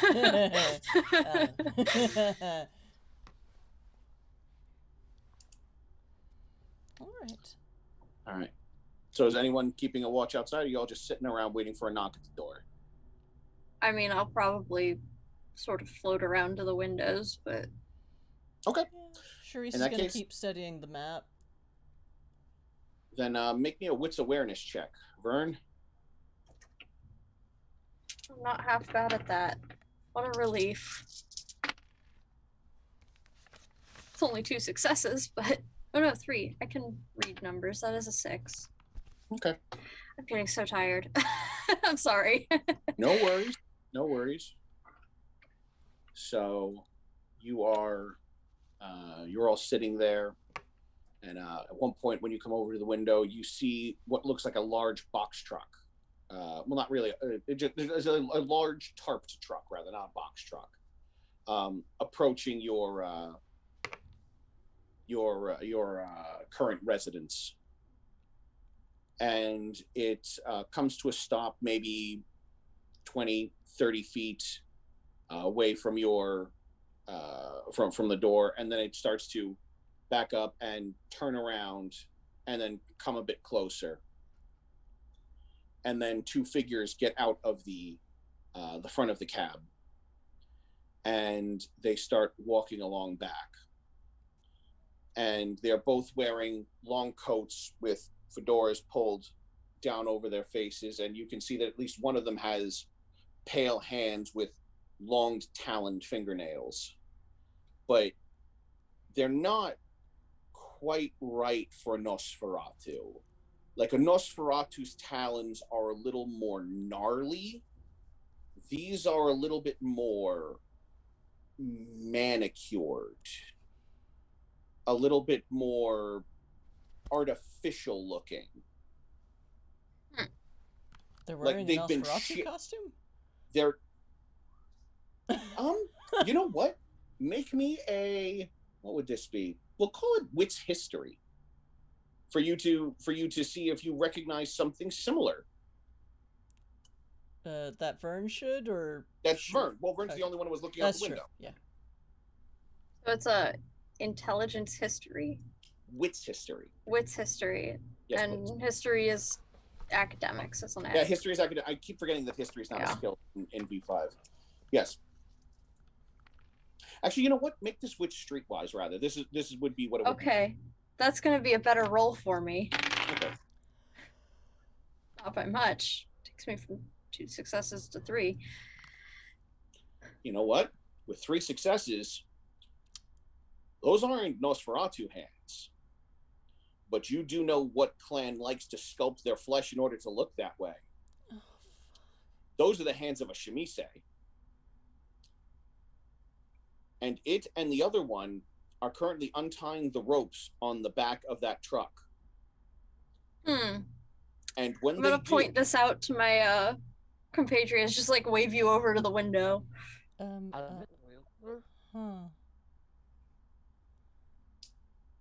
And when they do, 3 figures hop out the back of the truck. What the heck is going on? And of these 3 figures, you catch a bit of glinting from the lights hanging inside the truck as they're coming out here. And you note the glinting of what looks like bladed weapons coming out the sleeves of 3 of them. 2 of them have what look like large hammers. So these 3 people have hopped out. Each one of them has a blade for one hand. 2 of them have a hammer coming out the sleeve of the other. And the third one raises what looks like a Thompson machine gun sticking out of their sleeve, and then proceeds to open fire on your residence. I need you all to make me dexterity athletics checks to dodge the hail of bullets. Holy crap, okay. 4 successes. All right.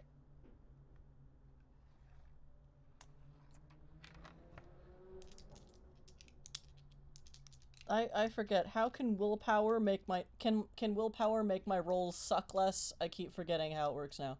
You spend willpower, you can re-roll 3 non-hunger dice. Awesome. Okay. Because I'm rolling 3 dice, including hunger dice. Oh wait, I take a +1 from the pool. There we go. So glad I bought a dot of athletics. So this isn't a chance die. I got a 10 on a hunger die, if that matters at this juncture. You dive down and dig your claws into the ground when you dive out of the way. But I would like to spend a There are no willpower. mortals around to masquerade breach, but Yeah. So you rolled 4 successes, you said? Mhm. All right. I would like to spend a willpower to re-roll 2 dice. Okay. So Vern, you wind up taking 4 points of damage because they beat you by 1, and this weapon does +3. Yeah. 3 successes. All right. So Charisse winds up taking 5 damage. You rolled 7, so you managed to escape with no damage. Actually, bear in mind, these are regular old bullets. So this turns into bashing, so it will be halved for all of you. So, Vern, you would take 2 actual points of damage. Charisse, you would take, what would that be? Yeah, we'll call it 2 again. We'll round it down. But the glass is shattered from the window. Bullets are ripped through the wall. And yes. So what would you all like to do?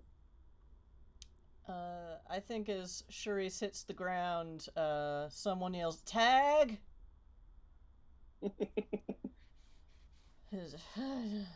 I say we run. Yeah. So the Nos hate us now? It's not the Nos. Alright. So someone's pretended to be the Nos and hates us. Alright, everyone grab your weapons. We're getting out of here now. Grab the map too. Yeah.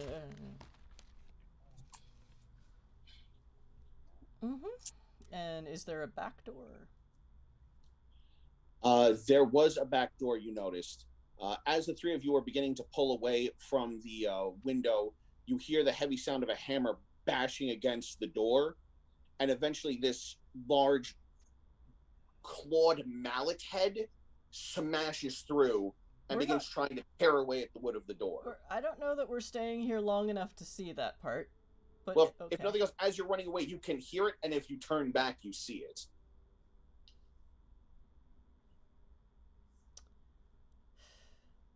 Can't call Paris my ass. Okay. Well, the Shret network's been compromised.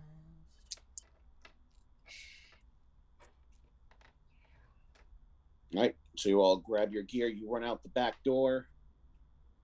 Are you all attempting to be stealthy about this, or do you plan on flanking, or are you just running into the darkness? Oh, I'm just running into the darkness. All right. Are you all attempting to be stealthy about this, or? If it means they don't try to kill us more, then yes. Oh, yeah. I guess I'll obfuscate myself. Oh, wait, how much obfuscate? Yes, I have unseen passage now. Obfuscate. All right, so, Giles, as the 3 of you are running, seemingly out of nowhere, both of your associates just vanish. Actually, before I obfuscate, I'll say, let's run for the tomb. Nothing else to do now. Yep. And then I obfuscate. Then I would like you all to please make me dexterity stealth checks with the requisite advantages of you using pass without trace, or unseen passage rather. Let me double check what that advantage Yeah, I don't remember what that advantage is either. I think it was just like an extra die or 2. So it's just straight Unseen passage. Don't forget to make your rouse checks for unseen passage. Oh, is that just one die? That's just one die, right? Yes. Again, unless you bought higher blood potency. Ooh, Passed I it, fail. so. I fail. I am peckish. Okay, 1 dot hungrier. Unseen passage. Okay, it doesn't offer you any additional die, but someone can see with Auspex 1 otherwise, so long as you don't make a whole lot of noise. Mm-hmm. So, based on your dexterity stealth checks, we'll see if you make too much noise while you run. I just gotta make my normal. Yep. Stealth. This is a terrible roll. I'm going to use a +1. Another one. And I also took a willpower from the pool to refresh those. Okay.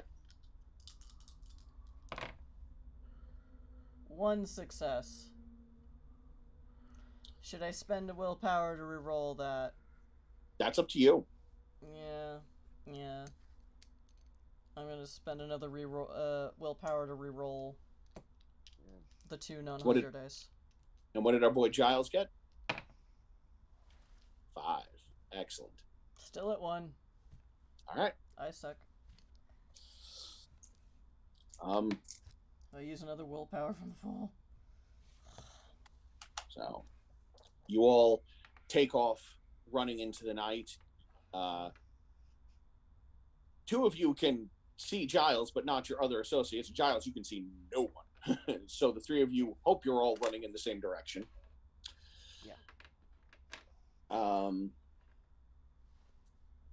It is shortly after this that you hear the sound of gunfire behind you and the sound of a motor starting as the truck is coming round while the three ghouls are running off in the direction they think you went as they're coming out the back door. It doesn't appear that they've seen you, as the one with a firearm hand seems to be spraying in a general direction rather than actually having perceived any of you.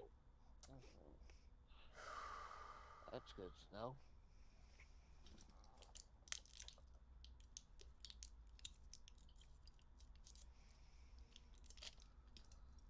I really hate this town.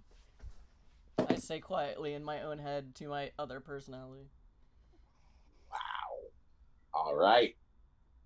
Awesome. That's great.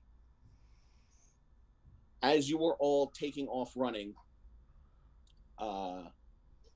you eventually catch a flash of headlights.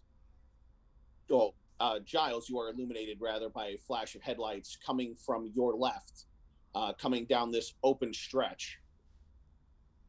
And this continues going as you run past and stops directly behind you as several figures get out from the car with hats pulled low and scarves over their faces and turn in the direction of the ghouls chasing you and begin to open fire upon them with machine gun fire. Okay. So they're shooting the bad guys and not Giles. Yes. Okay. It's at this point another vehicle pulls to a stop in front of you, and the door opens, and you see a Nosferatu lean out, going, "Hurry, hurry, schnell, mach schnell!" All right. Bolton for that. Start going towards them. You hear the sounds of screams coming from the other side, and as you turn, you watch as the two scarred figures start writhing and snapping just as the truck collides with their car. As one of the figures is leaning out, the hat no longer on, the clear signs of vicissitude all over their alien face, and just a hand outstretched as it was beginning to warp the Nosferatu from a distance. Okay. Fadier, there are no Nazis yet. Sorry. That's next decade. So you are rushed into the vehicle. I assume Giles jumps in, and the Nosferatu turns and looks at the two of you and goes, "Yeah, now." All right. Yeah. I'm going. I no longer question that everyone can see through my obfuscate, because everyone has auspex. But, yeah. Sorry. The door is slammed shut, and then the car just guns it out of the area. So I take it the Shrek network is compromised? I say in German with a Southern Belle accent, which must be all kinds of interesting. As of 2 days ago? Yeah. He rolls down the window, comes out and begins firing back at them with a handgun. Apologies. We meant for this to be a very, very different reunion for you. Reunion? And she looks at Vern. Oh, this is about to get really interesting. You mean it's not now? And he continues firing behind. I mean, this isn't the first time this week we've been shot at. It's the first time in like 2 months I've actually been hit. Yeah, that's true. You all may about to be introduced to your new ace. Puppy! Is anyone looking out the back window at the people chasing after you? Possibly. Yeah, I think I... Let's go with yeah. Okay. If it means puppy, then yes. So as you're looking back, you can feel the kindred in the cab behind you trying to reach out with vicissitude to warp your flesh. Just as something smashes through the driver's windshield, and then the grenade detonates, blowing up the cab of the truck and distinctly killing them because he rolled 2, 4, 6, 8, 10 successes on that grenade throw. Oh, so you don't mean a dog, you mean a NPC that rolls really well. Yes. Okay. Hey, Of course, you might have mixed feelings about this now. Is it Dad? We'll see. So, the car pulls a hard left afterwards as the flaming truck continues in a forward direction. And as you pull a U-turn driving back, you hear a thud on the roof, and you hear the sound of nails digging into metal as this car floors it into Vienna proper. What the? Well, so much for not causing trouble. To be fair, they've been causing plenty. Fucking Shemisi have lost their minds. Okay, so these are like the normal Shemisi, not extra evil or Sabat Shemisi. I mean, up until about 3 days ago, I'd have said yes, but now, not so much. They have absolutely lost their minds, and they've started dealing with some weird fucking kindred. Green Fire Kindred? Oh, you've met? Yeah. Yeah, in Paris. Yeah, Y'all heard what went about... down in Paris the other day? Oh, we... The Prince's Court exploded? We managed to get some word of that. Yeah. Before these assholes shut down your network. Before they started setting fire to our warrens. Oh, god damn it. I'm sorry, sweetie. wow. That's all right. That's We've managed to find some security and find a couple of allies. But well, right now we need to get someplace safe. We know a lot about what's going on, so I guess Giles and Vern, we found people who will believe us. All right, hold on. As he places his hands on either side of the two front seats, the driver clenches his knuckles. You hear the sound of grinding metal as you think the person on top is digging their fingers more into the hood. And there is a soft sort of shimmer that runs over the entirety of the car as 3 Nosferatu working in tandem are obfuscating the vehicle. Cool. You are eventually pulled into a building that looks like it's still in the middle of reconstruction after the Great War. They drive past it about 3 blocks, round a corner, stop the car. All right, out. Quick. Shut up. All right. Stay close, all of you.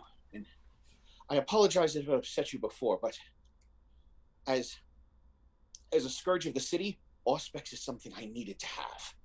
Understood. Oh, you're the Scourge. Oh, hello. Okay. So come on, The the Prince and Scourge the ain't... Sheriff are waiting. Oh, so it is what I... Well, we'll see if it's what I thought. Okay. Yay, I met a Scourge and he wasn't trying to kill me. This is already turning up.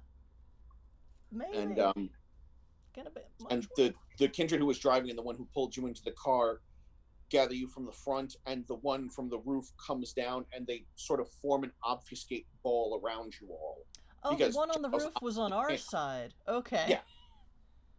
Ooh. Because Giles obviously can't obfuscate, otherwise he would have. yeah. And they lead you back to this building, which, as you walk in, you see a couple of Nos who are in like the usual like torn and ruined rags, and they're doing the whole hopped up on a bit of rubble like a gargoyle sort of look. Hi. Like, That's a mood. yeah. You see some looking down from the ruined hole of the second floor. They're just hissing in your general direction. Their eyes are darting left and right, trying to actually locate anything. And then you And then once you're inside, the three of them drop obfuscate, and you watch as every Nos suddenly releases and just lets out a sigh. You watch as they move a bunch of rubble and open a cellar door, and you're all directed to go down. And then the three Nosferatu follow you, and you are led into a chamber where there are two figures speaking. One is what looks is a Nosferatu woman. Nosferatu can sometimes take on more horrific visages as they get older, a deepening of their bane, as it were. She's got some serious bane severity going on. She is not comfortable to look at. Even for you, Vern, she is one horrifying form. And she is speaking to a woman. She looks maybe like 5'2", very unassuming, though she is dressed in a masculine manner. She's wearing pants, jacket, like very, very out of place for the era, for many people's perspective. And as you're walking in, two other Nosferatu turn around with swords, and then you hear a voice go, "It's fine, it's us." And the two of them go back to the other side of the entranceway and, resume holding the swords as you all enter. The woman you assume is the prince is completely bald, and her teeth have grown to give her simultaneously an overbite and an underbite, and they interlace with each other, sticking out from behind her lips. Her irises have gone a very light gray, making them almost indistinguishable from her sclera. And you see, these are Nosferatu talons. These are nails grown long and rough, and the kind of things that you would expect in nature, not necessarily the polished horror of a chemise hand. We have just met the Baba Yaga. Oh no, that's Russian. This is Germany. Yeah, I mean, the family resemblance is the crone. The woman beside her has basically is working with a pixie cut of her dark brown hair, very bright green eyes, and she just turns and nods in your general direction. Carl, Fritz, I guess things didn't go quite as planned.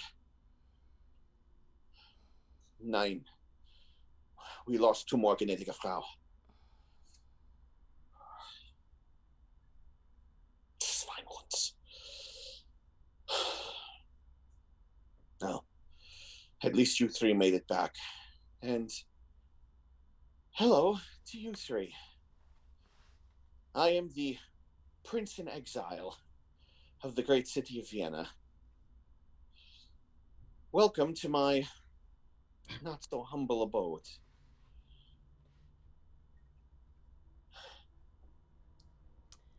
I'm afraid we've had some difficulty trying to organize things in preparation for your visit. By the time we received your warning, the Bali were already greatly entrenched. Then we had perceived and had already made an allegiance with the Chemise, going back longer than I would like to dare hazard a guess. It's been a struggle trying to restore order. Most people have been keeping their heads down, avoiding the conflict, and the Tremere were not happy to be betrayed by the Chemise. So that has launched into its own war between them.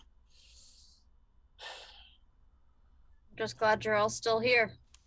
Yeah. Yes, it's an honor to make your acquaintance. I'm sorry it's under such absolute chaotic circumstances, but on the upside, at least we don't have to explain everything that's happening.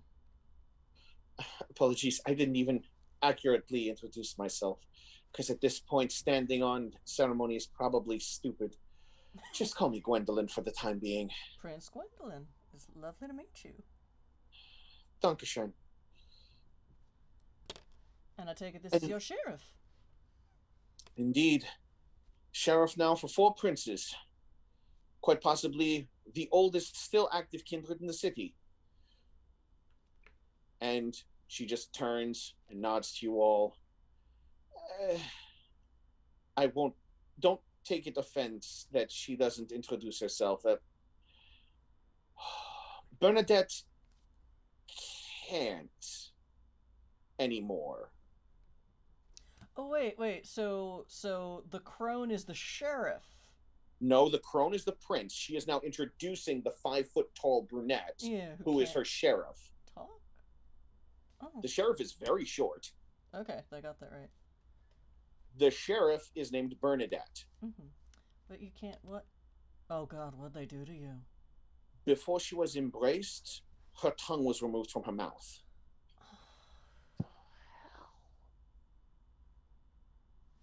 Bernadette just sort of shrugs. She's gotten used to it at this point. She opens up her mouth and you see the remnants of the tongue in the back of her throat.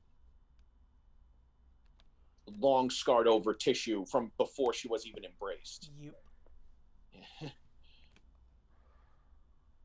Bernadette is a wonderful Ventru prince, a wonderful Ventru sheriff. But she is quite possibly the oldest functioning kindred in this city, and has kept her position through 4 princes. If ever there was a soul to trust here, it would be her. Vienna is more her city than anyone's.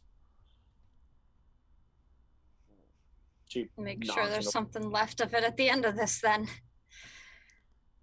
She gives you a very determined look and squeezes her fist. And in perhaps a more audible fashion than should be, you hear knuckles popping in her fist. Like it sounds Good. like they're going off next to each of your ears. It's like, presence used for intimidation. Gotcha. And that's why Ventru makes surprisingly good sheriffs.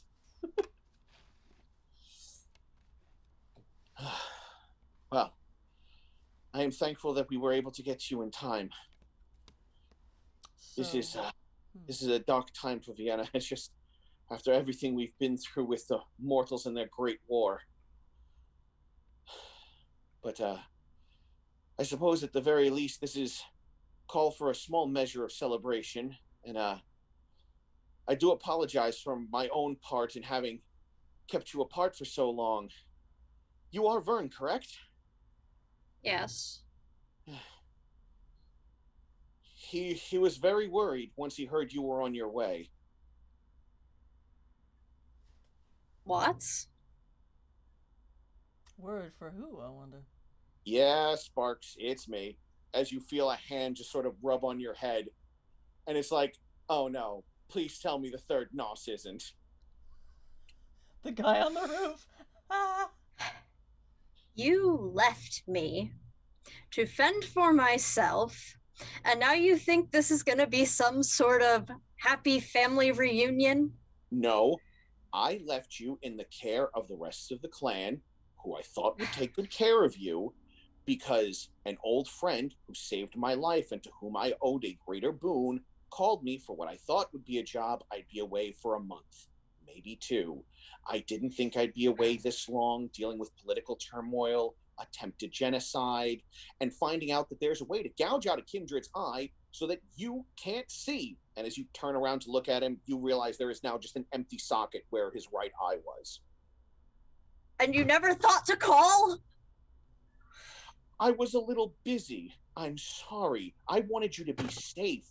I didn't want word trying to reach Boston. Do you know how many Boston Nos would have tried to come over here and get involved in this shit, leaving Boston without its defensive network working the grounds? Not to mention the fact, do you have any idea how hard it is for most Nos to make their way this far into Europe? And in those numbers, it would have never worked. Plus, we didn't know how far this went. We only found out recently how bad this was. So I'm sorry, Vern. I am so sorry that you've been apart this long. There was so much more I wanted to show you about being a Nosferatu. So much more I wanted to show you about being kindred. But once I got embroiled in this, I wanted you out of it. I wanted you safe. I never wanted you to be ankle deep in this. Well, I'm here now.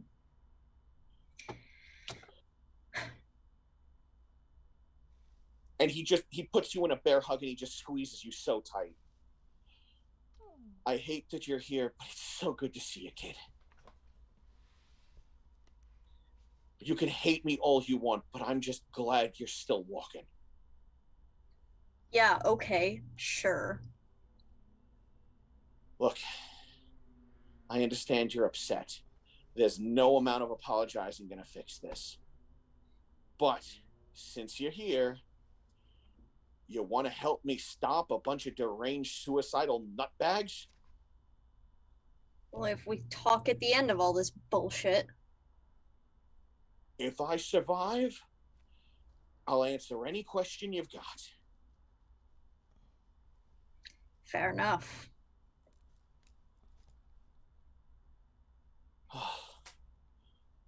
You look good, kid. Do I, though? I mean, for us.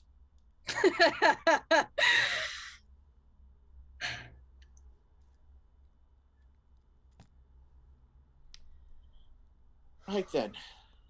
I do hate to cut the reunion short, but there are things that need doing. So, why don't you all grab a seat, relax for a little bit, and then let's talk about how we're going to take my city back. And since it is now 10:55, that also sounds like a pretty good place to end the session, to be fair. Yep. Yeah. Yeah. Sounds good to me. So, on that note, We thank you found all. allies! Thank you Found all who, Yay! Sire 1 of 2. thank you all who turned in now for live, and thank you all in the future who are watching us on VOD or on YouTube. We appreciate your views, and I hope you had fun. Please, leave comments if there's, if you're not, so I can change things to make things more entertaining. But yeah, it doesn't serve a purpose if you're not all here having a good time. It sounds like these three are for the most part, so that's In a what the even fuck happening kind of way, yes. Like that was our first car chase thus far? I think it was. To be fair, you running into the Nos at that point was all left up to a chance roll. I rolled the percentile die, it came up, because otherwise it was going to turn into a long, dragged-out encounter with you, 3 modified ghouls, and 2 9th-generation Shamisei. Oh yeah, and Fleshcraft is a ranged attack now? For that guy, it was.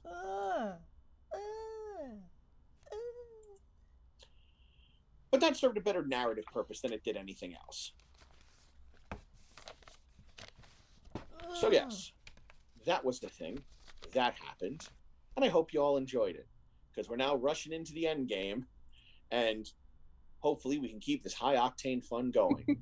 And ironically, we might have a new player for the last 2 games. And hopefully that means we'll be able to wrap this shit up violently and quickly. Yeah.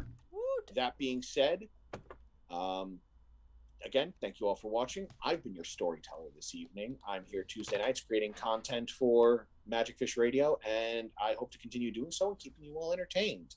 Running quick through outros, Madam Channel Producer, if you would so kindly. Hi, I'm Chris. I've been playing Shreese tonight. I'm at Ms. Chrysela on social media. I'm also at Magic Fish Radio because I'm the channel producer and I do all the social medias. That said, I suck at social media, so join our Discord because that's the one that I kind of don't suck at. Maybe I need a better outro. Anyway, I don't have any... I do stuff on other channels sometimes. I don't have anything coming up. But if you want to game with us on Tuesdays or Saturday nights, please join our Discord and then fill out the new player application form. So on Saturday nights, I run Exit to Eden, and then every other Saturday, we run an indie one-shot game. Last weekend, Dracus ran Demon Hunters for us with another new face we have on the channel. It was very fun because I got to be a cat for 3 hours. An actual cat. Faith Core is a very fun and flexible system. You can play a cat. This Saturday, I am running Exit to Eden, which is NWAD in space! And it's a very ridiculous, complicated setting, but it's very fun. And we have fun, and I try to remember as much of it as I can. So yeah, come join us for that if you can, or watch our VODs on YouTube, or on Twitch if you can stand the new advertising style, and yeah. Join the Discord, fill out the new player form. Also, we do accept guest GMs for our indie TTRPG one-shot nights on Saturdays. So if you'd like to run a game with us, or for us, or bring some of your own players, mix and match, let us know. We sadly cannot pay anyone. This channel has now been running for 2 years, and we still don't have enough donations to get a payout from Twitch. Which was luckily not the object here. Not the goal, but, we have no money. Sorry. Performers deserve to be paid for their time, but if you don't mind volunteering, let us know. But yes, if you're a tabletop RPG writer, designer, contributor, artist, fan, and want to run a one-shot with us, let us know. We'll figure out the schedule. And with that, I think I've run out of things to say, so I'm gonna go look for someone to raid. Next outro. Okay, Justin? Hey, how you doing? Justin. I have a couple of social media. I do have a Twitter at Malcolm11. Don't use it much, even though I have social media and other such. On rare occasions, I sometimes stream my PlayStation gameplay. Usually depends on if I actually remember to actually stream and such. I also, when I'm not here, I'm helping out with playtesting other games for other systems and other gaming groups, but it's been very fun being here, even though it's only been 3 times. And also, I've known our lovely little I've known our producer for quite a long time. A amount of time We're old. We are so yeah. Oh good, yeah. Though it's a privilege denied to many, so I should stop whining. Yeah. But anyway, you catch you there. And I think that's pretty much it for me. All right. Dracus? Hi, I'm Dracus. I've been playing Vern. You can find me here on Saturdays as well. Last weekend, as Chris said, I was running Demon Hunters. I may do that again in the future. I'll be at Gen Con running Demon Hunters this year.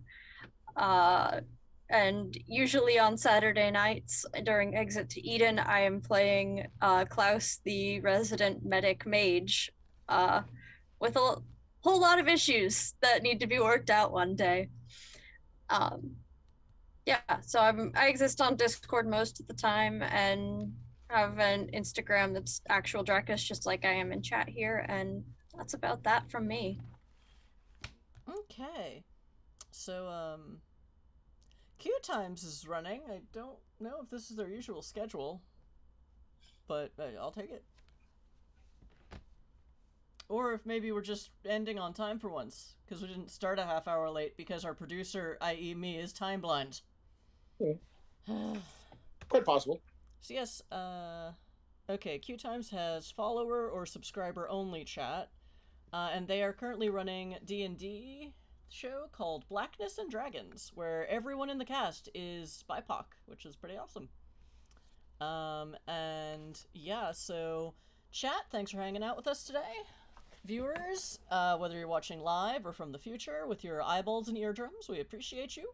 Thank you for hanging out with us. I hope we gave you adequate vampy distractions for an evening as at least American politics implodes. It's been a week.